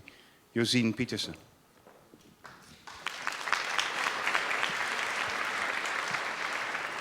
Thank you. But I was especially asked to go into the DiEM 25 New Deal manifesto from a democratic perspective. And you understand that it is not easy, especially because we have 3 minutes each. So I'll try, because there was so much to say. We can go into accountability, transparency, democratic institutions, lobby registers. It was already discussed, nationalism in Europe, party politics, political crisis in the EU. There's so much to tell. But I was also triggered by the manifesto, in which there was in many cases they spoke about authentic democracy. And I would like to hear more. So I formed now for you also 2 questions to go into that maybe later, because what is meant by authenticity in relation to democracy? I think one has to be careful with the usage of the word authentic. It's often used to create a moral and hierarchical distinction and refers in most cases to a historical and static situation. We know that democracies are not always inclusive. The traditional democracy in ancient city-state of Athens, for example, where women and enslaved people were deprived of the right to vote, but also in contemporary democracies. Not all votes get the same way, as we recently witnessed in the United States. Democracies are very diverse and developed worldwide. Authentic democracy in itself doesn't say enough about the power, checks and balances, and the direct or indirect influence of citizens. Societies are constantly developing and changing as democracies are. So I would like to pose the question for later to hear more about that. Second is, I'm very curious about how DiEM25 makes the connection between top-down and bottom-up agendas. And especially, I would like to know more about the democratic methods used to stimulate bottom-up decision-making. Network Democracy has, in recent years, conducted projects and research into the global movement of democratic innovation, looking into the numerous experiments with new forms of citizens' participation in the process of decision-making. New methods and tools are being designed and used in a wide range of continents and countries, ranging from Iceland, Ireland, Belgium, Spain, Germany, and from Brazil to Australia and Uganda. When I mention democratic innovation, I refer to projects where citizens make, manage, and monitor processes of collective decision-making through voting, deliberation, or summits where citizens solve local, regional, or national problems together or design local policy agendas using off- and online tools for setting political agendas, budget monitoring, policy making, or lawmaking. And I wonder to what extent this global movement and its numerous experiments has been examined and is being evaluated by the DiEM25 movement. New developments in democratic innovation with offline and online methods of deliberation, decision-making, project management, agenda setting, lawmaking tools developed and run by citizens and grassroots organizations can lay a foundation for a transparent political system shaped by the people of Europe. Thank you. Thank you so much, Josien.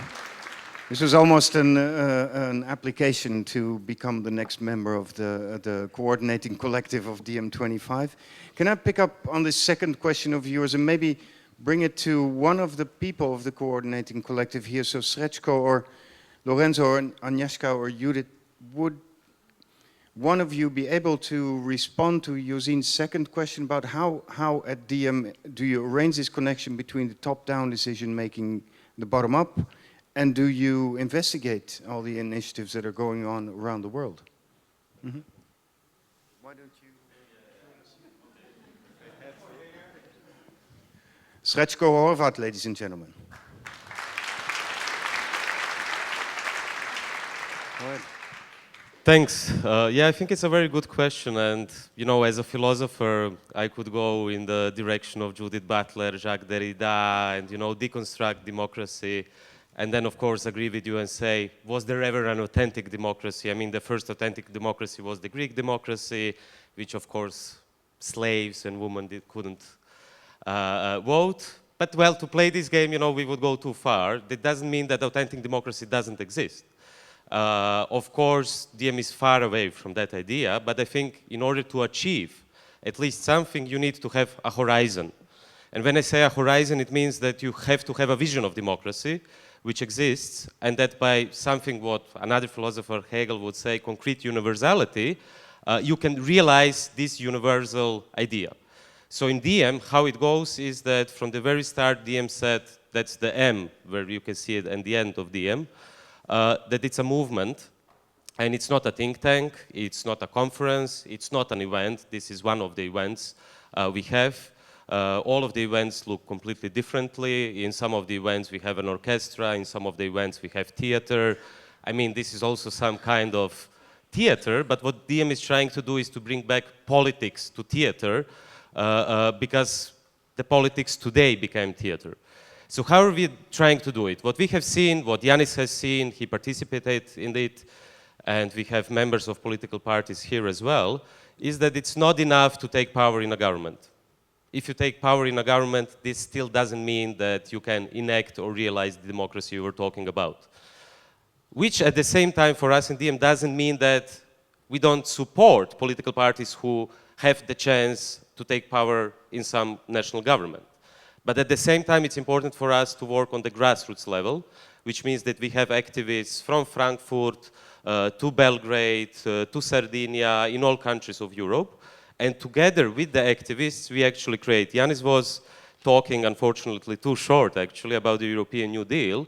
But this is being done, on the one hand, by an expert team, for instance, with Yanis, with many other economists, but all the members, we listen to the feedback of the members. So on the one hand, you have the members in DiEM, you have the activists in all towns, in cities. What for DiEM is important is to build alliances. This event tonight is also a sort of building alliances, looking at who are the progressives in Europe today, precisely to found a progressive international opposed to the nationalist international and the austerity international. That means that we don't only cooperate with political parties, but also with movements, Blockupy in Germany, for instance, the big campaign against Foodora. You can see Foodora everywhere in Amsterdam, for instance. But that we also cooperate with intellectuals and with artists. So in that way, I think if we are trying to achieve democracy on all these levels, this is the only way to achieve democracy. And my last point, if you think that you have democracy in the Netherlands, I mean, you have been talking, some of the colleagues before, about the problem that wages have to be increased. Well, I have to tell you that I also had the impression, like Yanis, that I landed here via time machine or teleport, because in the south, there are no wages. So here in the Netherlands, you live in a bubble. But it's a bubble, the same as the bubble which existed in Britain and the US, and you have seen the boomerang.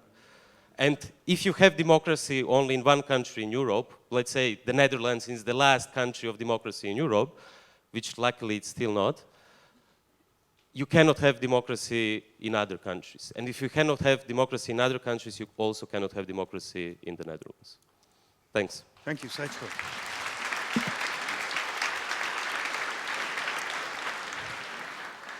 And be sure to check out the research that Network Democracy has done.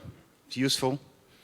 Next up, Niels Jongerius, over here. He's a researcher with the Economic Justice, Corporate Power and Alternatives program at the Transnational Institute here in Amsterdam. TNI's mission is to strengthen international social movements with research, information, analysis, and proposals that advance progressive democratic policy change and common solutions to global problems. Niels. Thank you, very happy to be here. And 3 minutes, wow. A Europe of peace and solidarity, that was the dream when European institutions were formed. But when we currently look at Europe, we see the opposite. It's a Europe run on the basis of profit and exploitation. Europe is no longer a continent of peace and solidarity. And that is why we need concrete solutions to tackle that. For instance, when we look at business interest, how that is shaping the European institutions. Let me give you examples of that. Two very concrete examples. We have over 25,000 lobbyists working in Brussels, most of them working for corporations. For instance, lobbyists working for the arms industry. We wrote a report about that last year. Their business is dropping bombs, but also their business is building fences, walls, increasing surveillance and security at our borders, and they're doing a hell of a good job at it. They actively lobby European institutions for more border security, more fences, and more budget for security. I was, like most of us here, very hopeful that as President Trump's plans are countered by millions of people going out to march in the streets against the border wall he's building in Mexico. But it is here also in our continent, Europe, that today new border walls are being erected. And it's simple because it's big business. So read the report on tni.org. The other one is something also very close, I think, to what DM is involved in. It's about the bailout of businesses and banks. What happened after the European crisis? Everybody had to pay, but the banks got away with a lot of money. How much? I have to look it up. 213 billion euros has been permanently lost in the bailout of big banks. The report from us came out this week, tni.org. You can find it there. And it's auditing firms such as the Big Four, KPMG, winning out in the privatizing industry. And it's not a coincidence when Eurogroup finance minister Dijsselbloem is the head of finance ministry of the biggest tax haven in Europe, the Netherlands. And his predecessors, Wim Kok, then went to ING, one of the biggest Dutch banks, Gerrit Salm, now at ABN, for ministers like Jan-Peter Balkenende, working for one of the Big Four accountancy firms, former Minister of Defense, lobbyist for the Joint Strike Fighter. When the head of the European Commission, Jean-Claude Juncker, is the former head of the other EU tax haven, Luxembourg. And his predecessor, Barroso, is now with Goldman Sachs.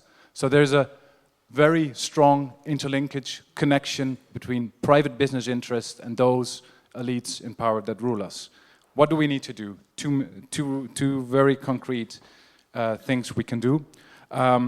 Like Jurjen here, a food activist working to counter TTIP. Like René over there, join an anti-racist organization if you're worried about the rise of wilders. Like Socrates over there, thinking about new ways of cooperative economy from the bottom up, because we're all part of a movement. And I think it's important to recognize that we're interconnected. The struggle against racism, the struggle against finance capitalism, the struggle for safe food. And if you want to join the struggle for a new and solidarity movement in Europe, well then I guess you have to join DM. Thank you so much, Niels.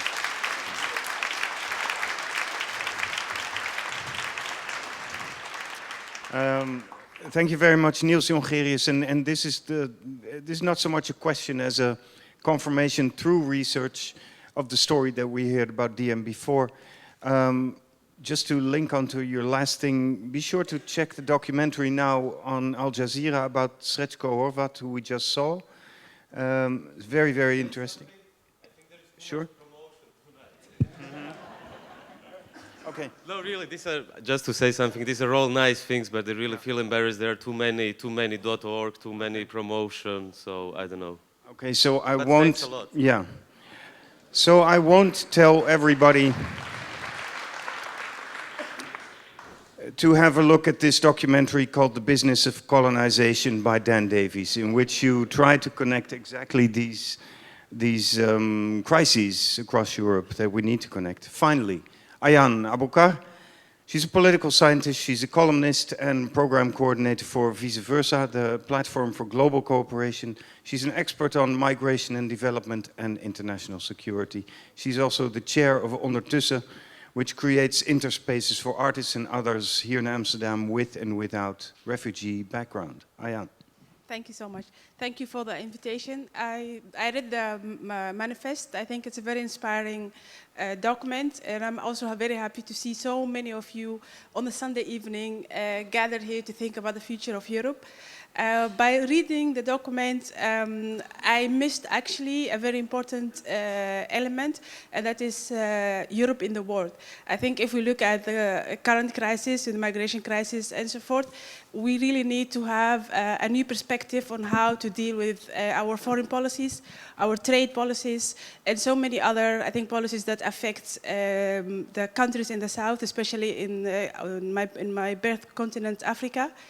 I think if we look at the maybe the current Europe or the Europe of the past 30 years, it has been only about making Europe great again, just to be honest. We have the trade policies were only for multinationals, for some groups in Europe, not all the groups, but they were also disadvantaging a lot of groups in the countries in the south. So if there is, I think, a chance to rethink Europe, we really should think about new foreign policies. We also need to look at the migration from a different perspective. I hear a lot of talks about creating chances in Africa and perspectives for the youth in Africa. I think what we need to do is open the box, and I totally agree with, I think, Jonas, who was talking about having imaginations and artists who have their imaginations. I think that politicians also should try to do so. If we look at migrations, and the migration policies at this moment are only based on migration management, which means actually migration stop. So we were very furious and angry about Donald Trump, but actually Europe has been doing the same for quite a long time. So if this is a chance to rethink Europe, please also let us open the boxes, think about how we look at the world and how we deal with the world. And that's because for the long term, I think we will see that the disadvantages others are experiencing will come very close to us. If we look at terrorism, who thought when the Iraq War started, the second Iraq War, that we will have ISIS or we will have terrorists coming to the heart of Europe? So we can't just go along in the world and do our thing and think that we will just focus on ourselves.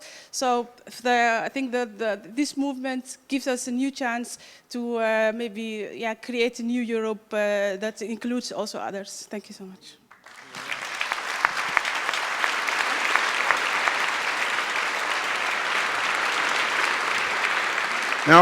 Now, I think you touched upon something which is true. The New Deal for Europe is an inspiring document. We agree on that. But it doesn't mention Europe and the world, the relationship between Europe and the world, especially the South.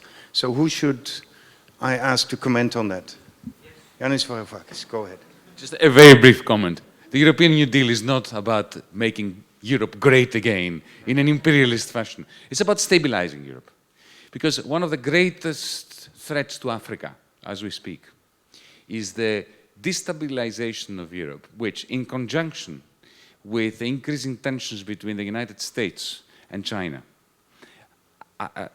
these forces are generating deflationary forces for Africa. Our capacity to assist Africa to overcome the wounds and to heal the wounds of colonization and so many years of the structural adjustment programs of the IMF and so on, those attempts are being undermined by the crisis which is burning slowly under the surface here in Europe. So stabilizing Europe is not against the interests of Africa, it is an essential component for stabilizing and growing Africa. So, I guess you agree that this you would need in the new version, yeah? Sorry? But how long is that going to take? Yeah. Okay, timetable. Yeah. Well, we could... The stabilization of Europe, technically speaking, can be... The debt of Europe against Africa. Yeah. Oh, we can never repay that debt. We can never repay, no crime can ever be repaid. But what we can do is we can make sure that we are not constantly provide sources of instability and, by means of the European New Deal. Certainly, Ayaan, this should be included in the new version of the New Deal, yeah? There should be a mention, a chapter, a paragraph, whatever. Yeah, and I was not saying that the manifest is about making Europe great again. I think the current policies and Europe for the past 30 years was about only making Europe great again. And I think when we talk about foreign policies and cooperation with Africa, we should put it in more perspective from the equality perspective. So we are not assisting Africa, we are not helping the African countries. I think there should be some kind of mutual understanding and equality principles. Thank you very much. Niels, Josien, Ayaan, thank you for intervening, commenting, and asking questions. So,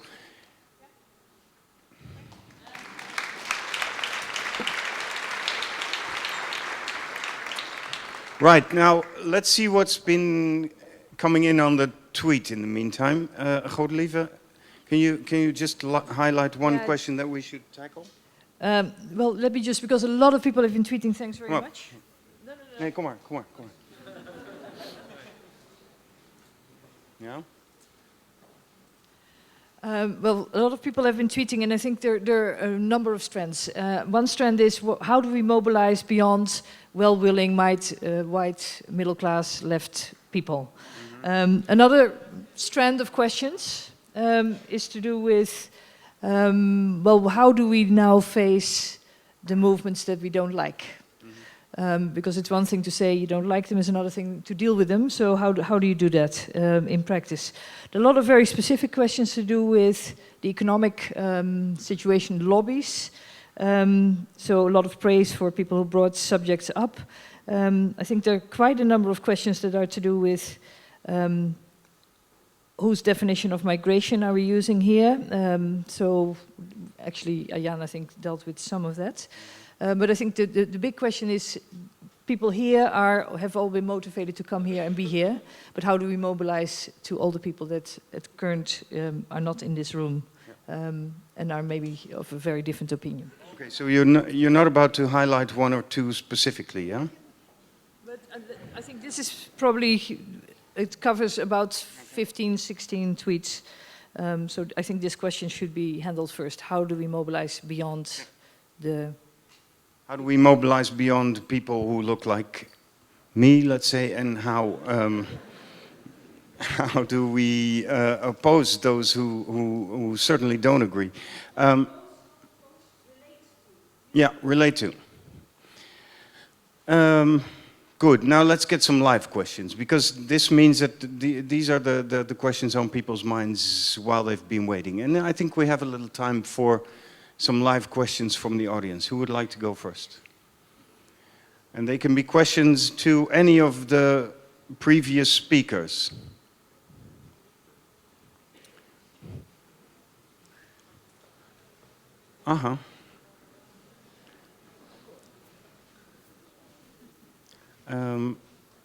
Very stupid, suddenly I don't remember your name, but you're one of the journalists that told us a lot about the crisis in Turkey and Greece. Ingeborg Beugel. To mobilize more people, what I found in the Dutch media is that it is extremely difficult to write for newspapers or magazines that are not, in Dutch we say, prediken voor eigen parochie, preaching for your own parochie. I write for the Groene Amsterdammer, but the Groene Amsterdammer is read by people who do know about, for example, Greece. The Telegraaf, all the other newspapers just don't want to know about it. Even the dailies like the Volkskrant and the NRC, they behave like parrots and they just copy the propaganda for Brussels, and it's almost impossible to breach through it. And I think, as a 25-year experienced journalist, there has never been a subject that endured so much framing as, for example, the situation in Greece. And I say this because I think Greece was a guinea pig for what the Brussels wants to do with the rest of Europe if Diem is not successful. Thank you so much. And I think, Yanis Varoufakis, you recognize this completely. Coming from an experienced journalist here, how to, in God's name, how to get the story across when it is so framed. Could you tell us a bit about how Diem is trying to, to get through these barriers of the like-minded readers, listeners, and viewers? Primarily by connecting the dots. I would never come to Amsterdam, especially during the pre-election campaign, to talk about Greece. There are genuine concerns in this country about genuine social and economic problems that we need to address. You know, people say to me, oh, the problem in Europe is that there's not sufficient solidarity with Greece and with the periphery, north-south and so on. I disagree. By the way, I don't like the word solidarity anymore. We've had too much of it. No more solidarity, please. Don't send any more of your money to the Greek state. The problem is not that you have not given enough money to the Greek state. You've given too much, both as bankers before 2008, 2009, and as taxpayers after that. Can we please, use whatever monies we have in Europe sensibly, because we have made a huge abuse out of capital flows, both before the crisis and after the crisis. Private capital flows before, public, official afterwards. I'd like to think that when I come to a place like Holland, as a Greek, I come with a sense of solidarity to the people of Holland. And this is a good way of addressing one another. I would like when Dutch people come to Greece to come with a sense of solidarity towards Greece, in exactly the same way that when the Dutch and the Greeks go to Germany, that we show solidarity towards the Germans. Because they need it. Because we are all in a crisis which is common. We have to understand that. If you start speaking the language of a common set of problems with different manifestations that require a common sense of solutions, then you can start speaking into people's hearts and minds. When you address their concerns, not your needs, this is a paraphrasing of Adam Smith, then you have a chance of building alliances. When you get out of your own skin and out of your own sense of what interests you, there is a possibility of creating a transnational movement that can be genuinely solidaristic towards Europe. Because this is precisely what I think we need. Thank you very much. We'll take a couple of more questions. Go ahead. Yeah, question to Mr. Varoufakis. We are working on creating more creating financial education in schools. But we are with a few, and we try to get it in the curriculum in schools. But how do you think we can speed up more about education, all about in Europe, so that pupils that in schools learn about money creation, about what Draghi is doing with EQ, etc. Fantastic question. As an educator, I've been a teacher all my life. It speaks to my heart. Look, we could talk for hours here, but I won't. All I'm going to say is this, that it's crucial at school level, at university level, in discussions with your children, friends' children, and so on, to impart upon them a sense, their sense of the major distinction between nature and society. When it comes to analyzing the weather, this is a truly scientific concern where you actually need technocrats. When you build a bridge, you need technocrats. If you build a bridge democratically, you're committing a crime because it will crash and people will get killed. The profound difference between nature and society is that nature doesn't give a damn about our ideas about nature. Whatever we think about nature, nature is going to do its thing. Maybe our predictions about the weather are not going to be good. But the weather is not going to be influenced by what we think of it. Maybe at the level of quantum mechanics, yes, but not at the level of the weather. Yeah? But when it comes to the rate of unemployment in Holland or in Greece, when it comes to the possibility of a banking collapse, that concerns society. And there can be no experts on this. Of course, you can be more educated or less educated when it comes to the economy. But the decisions that concern the way we manage money, the way we manage public debt, the way that we manage investment, these are political decisions, and any attempt to depoliticize them, which is what the European Union has been doing, and neoliberalism has been doing since the 1970s, any attempt to depoliticize these decisions that are highly political and uniquely political leads to both bad economics and toxic politics. Wilders, Le Pen, and so on and so forth. So, yes, by all means, educate them. help them study, but do it in a manner which is reminiscent to a good historian, a good philosopher, somebody who teaches music, somebody who teaches art. There is a difference between the ugly and the beautiful, but it cannot be reduced to a set of equations to be allowed, to be given, to be passed on to a technocrat who is going to find the solution on behalf of society.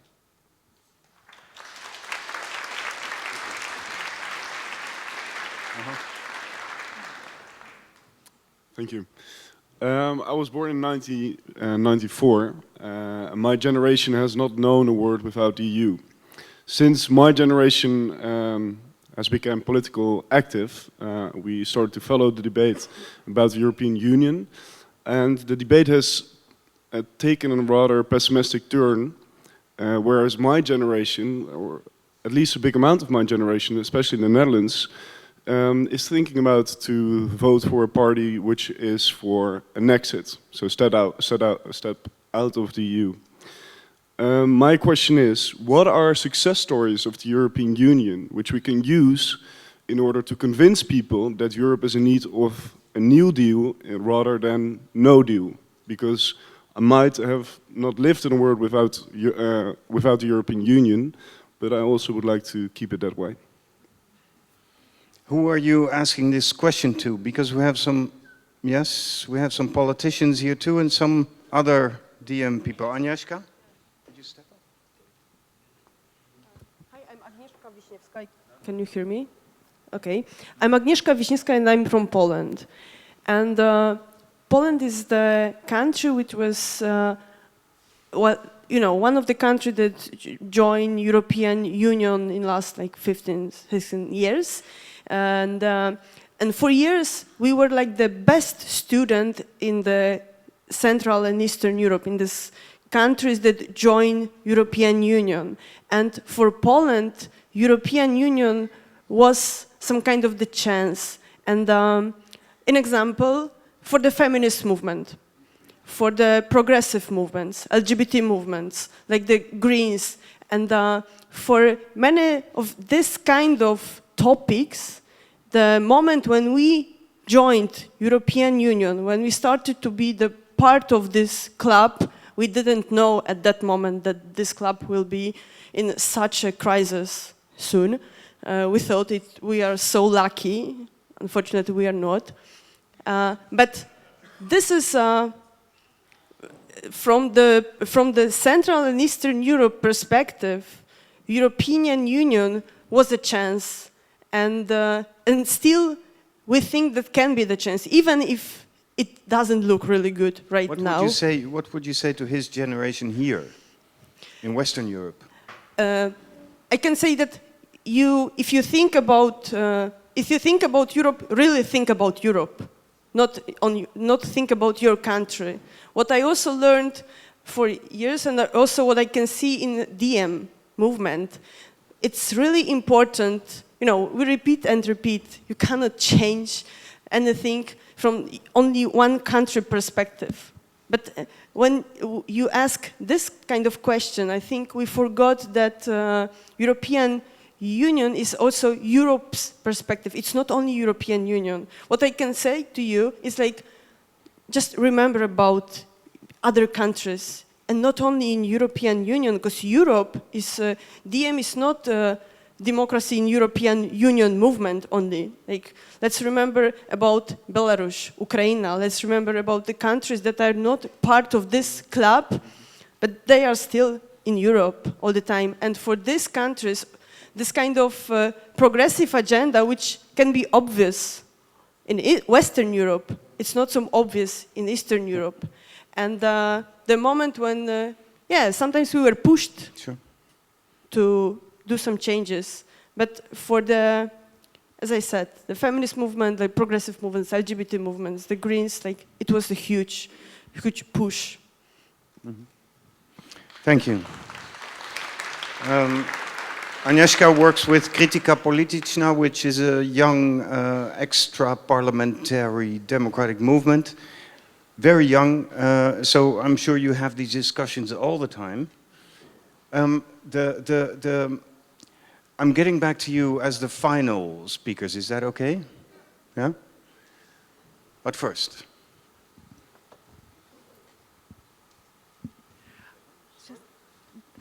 I just want to answer something to the question, because, I mean, I'm German, I'm married to a Dutch, I lived in Switzerland, I lived in France, and I feel truly European.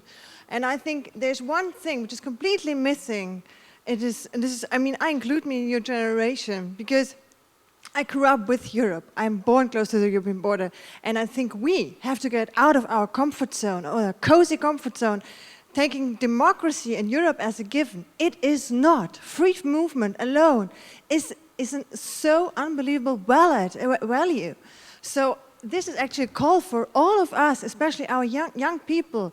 We have to get out and have to speak up for Europe and stand up for Europe.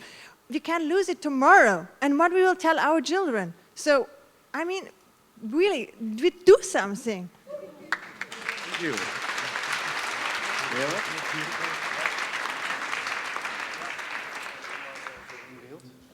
Niels Jongerius joins us again on stage. Go ahead. Yeah, I also include myself in this generation, although I'm already 32. My girlfriend is German. I lived in Berlin. I worked in Brussels. I am also, in a way, part of a transnational generation, but I disagree somehow with the answer that was given, because I have a sense that we also need to be critical of this current EU in order to win over the concerns, the real concerns that many people have in our different societies. And the EU policies, the way big business has captured the European Union is part of the fundamental problems that we're facing here today. So we might be hopeful, which I think, and optimistic, as Jonas pointed out. We need that, we need a vision, but we also need to recognize the ugly truth about the current EU, that it's far from perfect and rather is part of the problem that our current generation is feeling when it comes to joblessness, for instance, just to name one of the very many problems that our current generation is facing. Thank you, Niels. Now, suddenly I see a lot of people who still want to respond, and that's great. I'm not tired. I'm hoping you are not either. I do know people came from all over the country, so people might have to leave a bit earlier, but let's take a few questions first. That's true. Yeah, I will be fast, yeah. I'm a member of Reinform, a small group of Greeks in the Netherlands. We usually organize events not exactly like this. We have 50 people in the audience, so finally I will make good use of the audience here and ask direct questions, especially to the representatives of the political parties in the Netherlands. Will you commit that you will push and advocate for ending the agreement with Turkey and finding shelter and distribute people here, refugees here, that are now actually were freezing already after Christmas in Greece? Okay.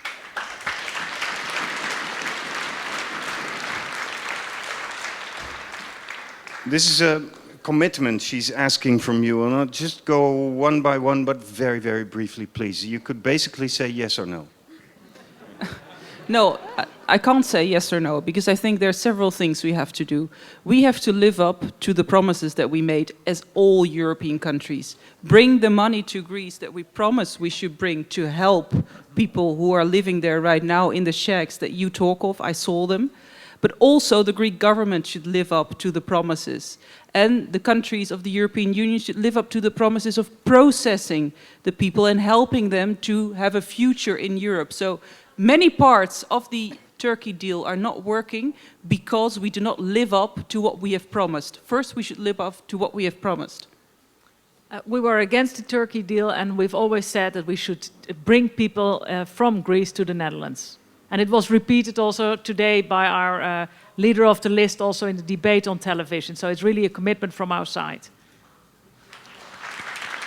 We already gave our commitment to your two questions. Europe should honor its commitment to the refugees, particularly in those in Greece.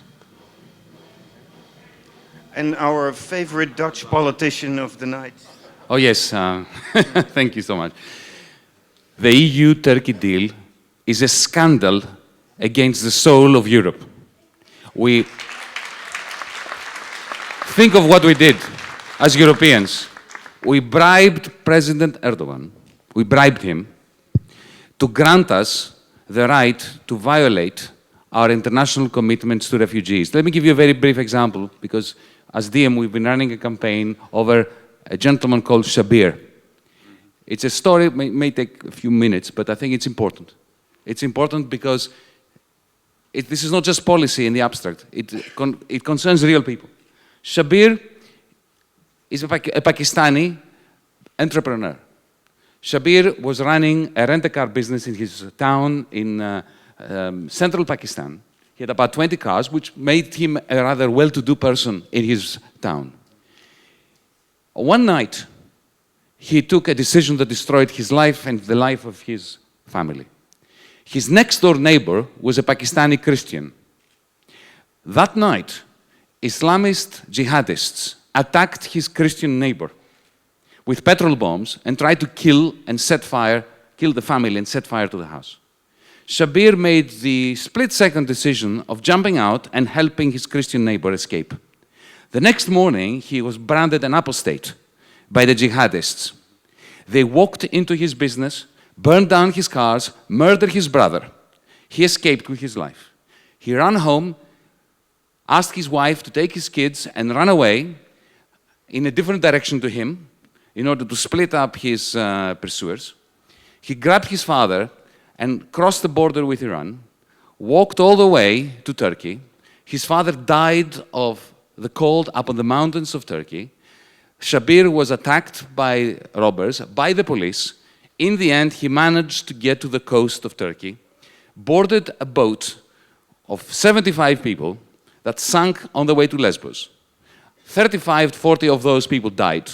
Shabir escaped only barely with his life. And guess what happened to a man who destroyed his family because he took the rash decision of helping a Christian neighbor. Under the EU-Turkey treaty, Shabir has been refused asylum in Greece on the basis that he comes from a safe country, Pakistan, according to the EU-Turkey deal. And now he's in Greece, incarcerated, pending deportation to Turkey. We should all in this room be ashamed of the EU-Turkey treaty, and all politicians should commit to doing everything in their power in order to rescind it.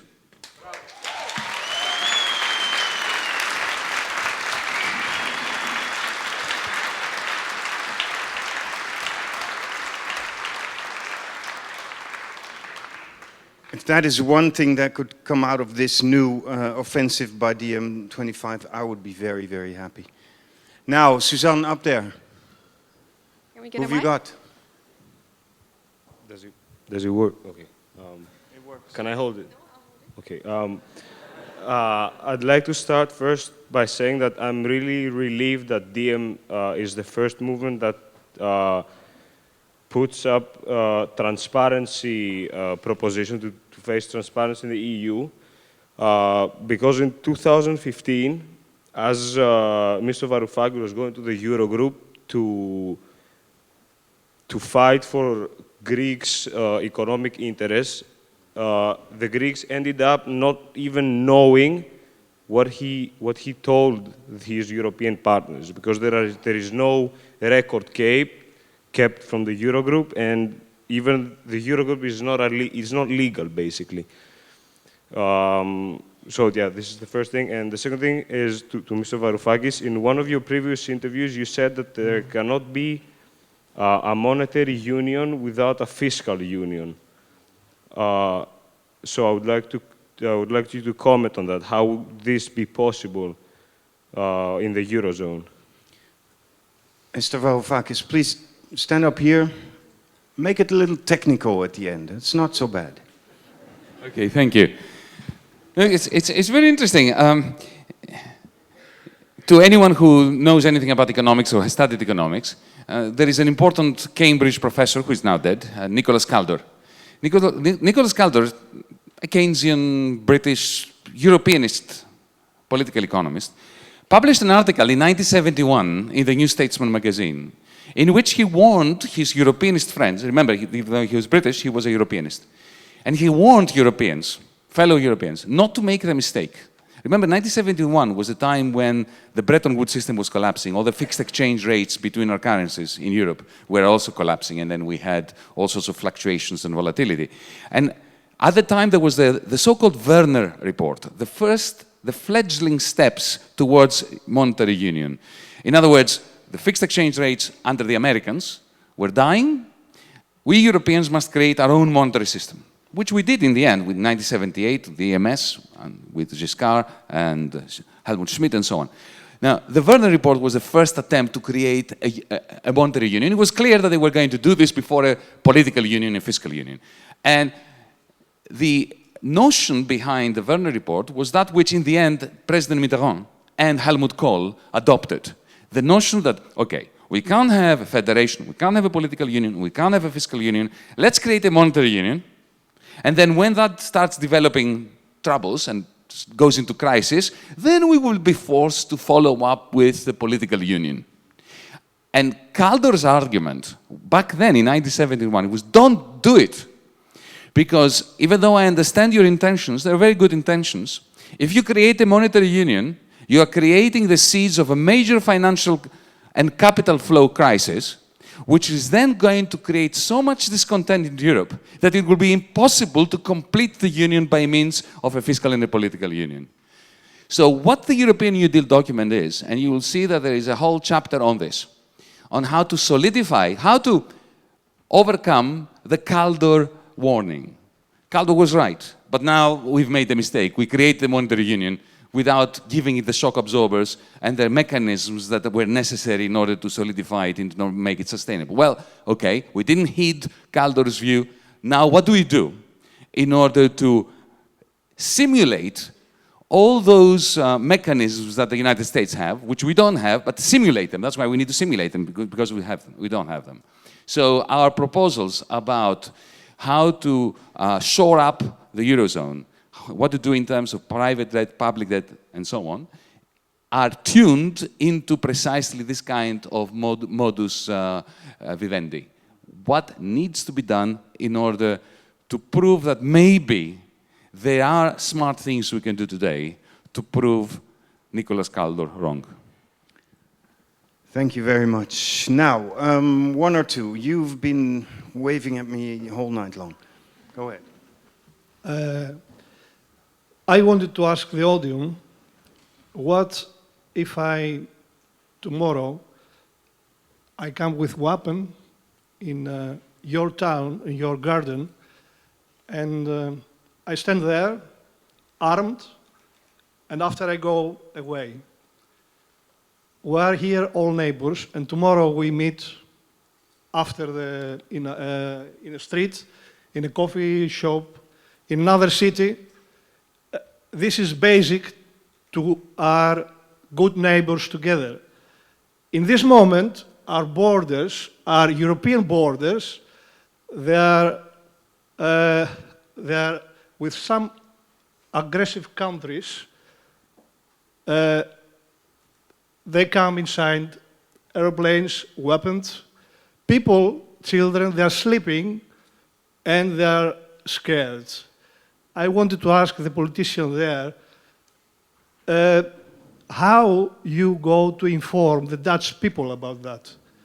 I mean, if we want to are good together, to live peaceful together, we need to have also the neighbors out of Europe to be also peaceful with them. The Dutch government, they reproduce on this moment weapons with some of these countries. Are you willing to inform the Dutch people about that? Which countries are that, and you go to work with these countries? What we're gonna do about that? Does one of you like to respond to this, Marit Maij? I think, but I'm not really sure, Dutch arm trade is very transparent. We see all these deals if they comply with the 8 human rights issues of our European context. We see them in Parliament. So if you suggest that there is arms that are being traded with countries not according to those deals, I think normally we see them. So it's very transparent. But there's one other thing that I wanted to answer to your question, because we do have to talk a lot more about what is happening around Europe. And you know, we are very impolitely following Twitter with the debate that is taking place 100 meters away here with our political leaders. And international policy is not on the list. There is 7, I think there's 5 topics that they talk about every time, 7 minutes, and none of those topics is an international topic. Our national politics are talking only about our national issues, and I think we should talk a lot more about what is going on around the European Union. Okay, let me then invite the 4 of you, please, for a final round here at the tables. Because I want to ask each one of you, after this quite embarrassing confession, that right over in the Bali, yeah? There, where's this debate taking place you're talking about? Ah, Rode Hoed. So they're not talking international there. We are here. So I just want to ask you at the end of tonight, which of the topics, the proposals, the standpoints of DM is one that you can, how do you say, agree with and support? So each one of you, where do you find the common ground with DM25? Can I start with you, sir? I would like to make 3 points. First of all, I want to begin by saying that I really applaud and admire the passion and the commitment that Yanis Varoufakis has demonstrated towards Europe. Yes, thank you.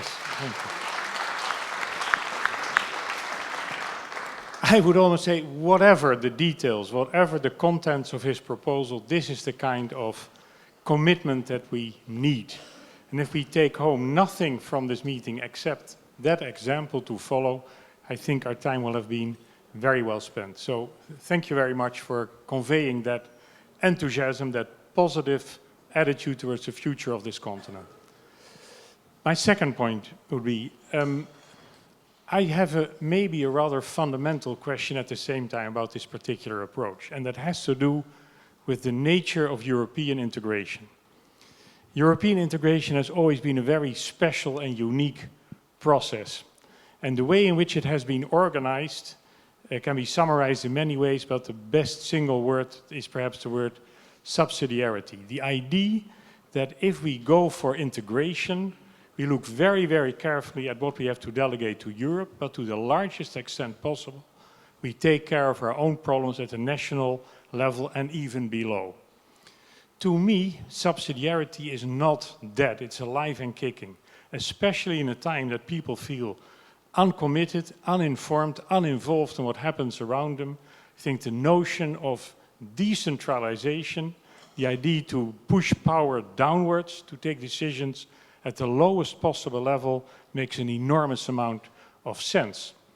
And typically, many of the issues that we've talked about tonight, let's call them the social issues, have been subject to this subsidiarity principle. The idea that basically we solve our own problems, our own economic problems, our own social problems. Europe can perhaps help us, but we do it our own way. The way in which we... So let me finish. Sure. Just one more minute. I ask you quite simple question, actually. On what topics do you find common ground with DM25? I'm on my way. No, but this is a very crucial issue, because the agenda proposed by DM25 to a very large extent is a centralized agenda. I wonder if that is the right approach. What I would like to do is to focus on regaining confidence in Europe, but do that by focusing on the common public goods that we have to worry about. The common public goods that we can manage so much better at the European level than at any kind of national level. Precisely the ones that we've been talking about again. Sustainability, climate change, immigration, security, innovation, those are the topics that I would like to focus on. And if we want to rebuild Europe, that is what I would focus on.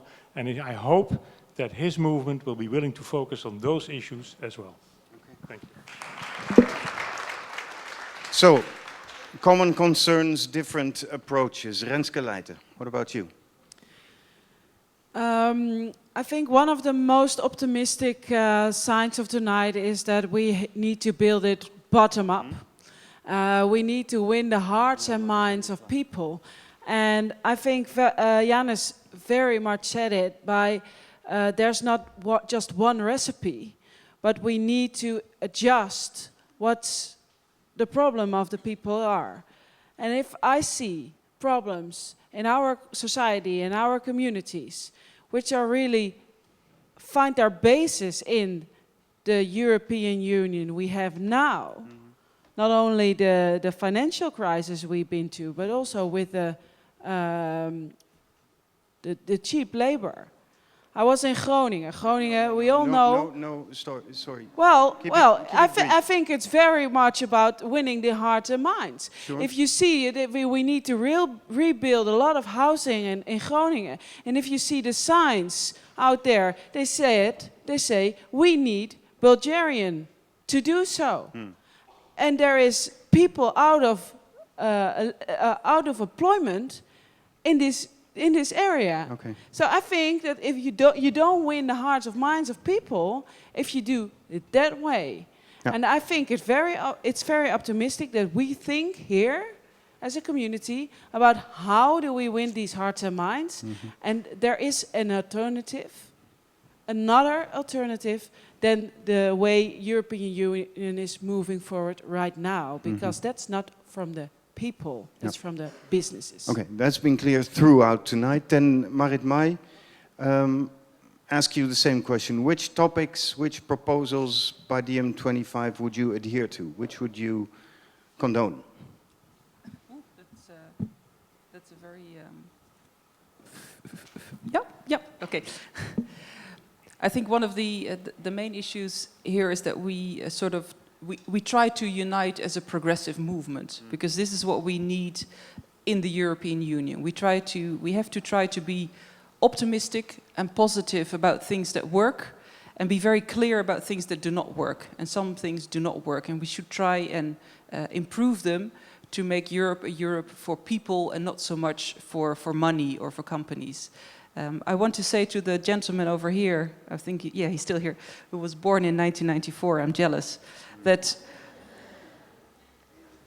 I really liked the answer the lady that was sitting upstairs was saying. For us, Europe has brought a lot, but we should also try and convince young people that grew up with Europe that many things that they see around them, I mentioned the welfare state in the beginning, the fact that we are actually functioning the way that we are is also because we cooperate in Europe. I've lived in China, in Africa, in Latin America. If you look from far to Europe, this continent looks beautiful. And I think we should be proud of it. We should improve it, but we should be proud of it. And if we want to improve it, we have to step out of our comfort zone. Because here we all sort of agree, sometimes we disagree a little bit, but we all sort of want the same thing. But we have to step out of our comfort zone and approach these people who are against Europe, who are nationalists, who are the movement that we are trying to fight. Talk to them, because that's the only way in which we can move forward, is try and build a bridge between these two different feelings and two different groups in our societies. Thank you very much. Finally, Kathalijne Buitenweg. Thank you very much. I haven't studied all 26 pages in detail, but what I found, I saw several proposals very much about housing, about a decent standard of living, about employment, that these were the concerns that we need to deal with. I mean, that is something that I very much take over. You say we have subsidiarity, and that is true. It doesn't mean, and that is maybe where we have to look, it doesn't mean like the European Union should build these houses or whatever. But of course, currently, the fact there are certain things which are regulated at the European level, which make it difficult for member states to have a sufficient level certainly in certain countries, a decent standard of living, and it has an effect on employment. So it doesn't mean that the European Union has to regulate it, but currently it regulates, for example, the market, and that has an effect on these housing and the employment and the level of subsistence. So that is something that we need to deal with. In answer to you, I think what is important is that, I mean, first of all, I mean, we all now pretended a bit as if the European Union is a disastrous project. I don't say it is a completely neoliberal project. I think it is actually, it has done also a lot of good things. For example, my anti-discrimination legislation, I'm indeed very, very proud of. And so, I mean, and also the fact that we have such a huge, long period of peace is an exception in our history. But what do I see really as the added value is that in this globalization, businesses can very easily play off one country to another. Like if you don't lower your taxation or if you don't lower your social or environmental standards, I'm going to move to another country and I'm still going to profit from the internal market, right? If that is the situation, they can play us off against each other. By making environmental and social standards on the European level, we have the capacity to take back part of a sovereignty which we are losing, not to the European Union, but to multinationals. So we can reclaim some of our sovereignty, but it does mean that the European Union should focus more on these issues. It doesn't focus it, I mean, it's not doing it at the moment, not at all, but it should do much better. But then that is an absolutely a good basis for the legitimacy of the European Union. Thank you. Thank you. And thank you again for being here and spending all night with us. Finally, I would like to ask either Yanis Varoufakis or somebody else from DiEM25 to sort of, you know, give us an impression, a first harvest of what you're taking home. Let me just answer very briefly, and then I would like to pass on to Lorenzo the microphone. Yes, Lorenzo, you inherit the microphone. I'll be very, very brief on your point about subsidiarity. We all agree that local communities, regional governments, national governments should have the greatest degrees of freedoms in order to act locally within a Europe that works. The problem with subsidiarity, allow me to say, is that there are large areas within Europe where it has been de facto abolished. In my country, for instance, the Greek government cannot do anything without the approval of a certain Mr. Thomas Wieser, the president of the Euro Working Group, not even change the color of pavements. It's completely gone. In a large, not in Holland, but in many parts of Europe, de facto. The moment you sign an MOU, a Memorandum of Understanding with the Troika, it's finished. You've simply handed over the keys. Now that is important. You may say, well, we don't care about this in the Netherlands because we don't have this problem. No, you do. Because when you are a surplus country and you have 11% current account surplus, effectively what you're doing is you are entrusting your savings, your surplus, to the deficit areas. So your future, your pension funds, your children will depend on the capacity of the Greeks and the Portuguese and the Spaniards and so on to continue to survive under conditions of no subsidiarity, no prospects, constant migration to London, to Berlin, to New York, to Latin America, and so on and so forth. And then your subsidiarity is going to be completely and utterly undermined. So what DiEM is saying is this. Because we agree that we should have the maximum amount of national sovereignty in our parliaments and our governments, the maximum amount of power within our local councils and our regional councils in countries that have regional councils. Because of that, we need to Europeanize 4 or 5 problems. The solutions, like public debt management, banking crisis, the things that I, in my presentation, likened to climate change. Joint problems that cannot be solved at the level of subsidiarity, which with the EU and the Eurozone was not designed to deal with. This is what the European New Deal is doing. Europeanizing problems that can only be solved like climate change at the global level, at the European level, in order to maximize the degrees of freedom of national, regional, and municipal authorities.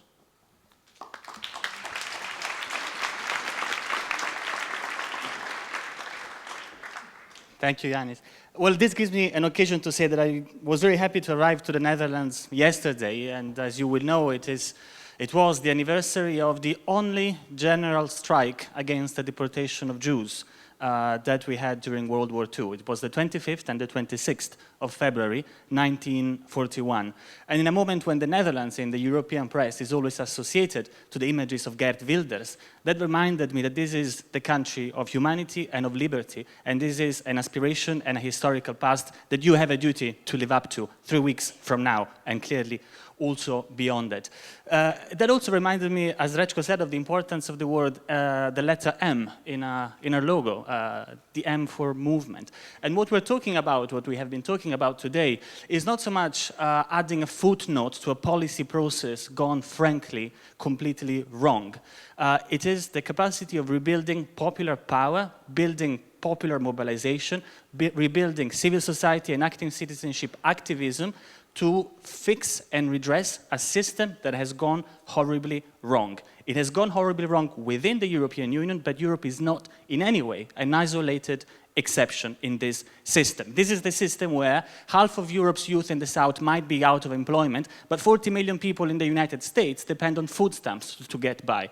While the great multinationals, as you all know, hide hundreds of billions of tax-evaded profits in fiscal heavens, and the Netherlands, frankly, it allows them and facilitates them doing precisely this. This is a system of the hyper-globalization that before imposing austerity measures on the European countries, and the lady that spoke here about Africa made a very important point, implemented the same measures, tested the same measures through structural adjustment in the so-called third world, beginning precisely from Africa. This is a system that Joseph Stiglitz calls market fundamentalism. This is the system that is dissolving in our hands today. And our ambition, our capacity needs to be that of recuperating our collective ability to go beyond this system. And mind you, and to conclude, this is not a new task. If you think about the time that was inhabited by our grandfathers, and Yanis mentioned our grandchildren, let's think about our grandfathers. They inhabited a time when it was considered normal to be in a system where if you were a poor person and you had tuberculosis and you could not afford a doctor, you would be left to die. There was a system where if you were a woman, you had no right to vote, and certainly you did not have any right to contradict your husband. There was a system where if you were a white man, you felt a right to go all around the world and exploit anybody who had a darker tone to your skin. We've moved behind that system that was considered normal just at the time when our grandfathers were in my age or in the age of those born today in 1994, thanks to the force of mobilization, of civic activism, of struggles and of movements. The anti-racist movement, the feminist movement, the anti-colonial movement.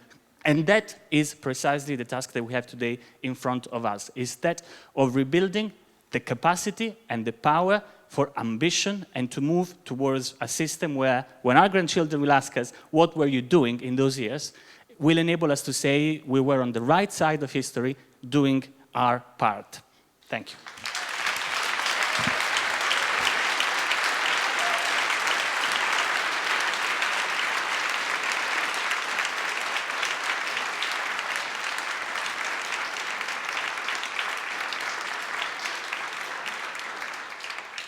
Lorenzo Marsilis, thank you so much. That nobody could have said it better. So I want to thank all of you people for your concentration, your commitment, and yes, there's a responsibility for us to take the coming weeks, the coming months and years. Thank you, DM25, for bringing this to us. And the good news is, ladies and gentlemen, the bar is open. Thank you.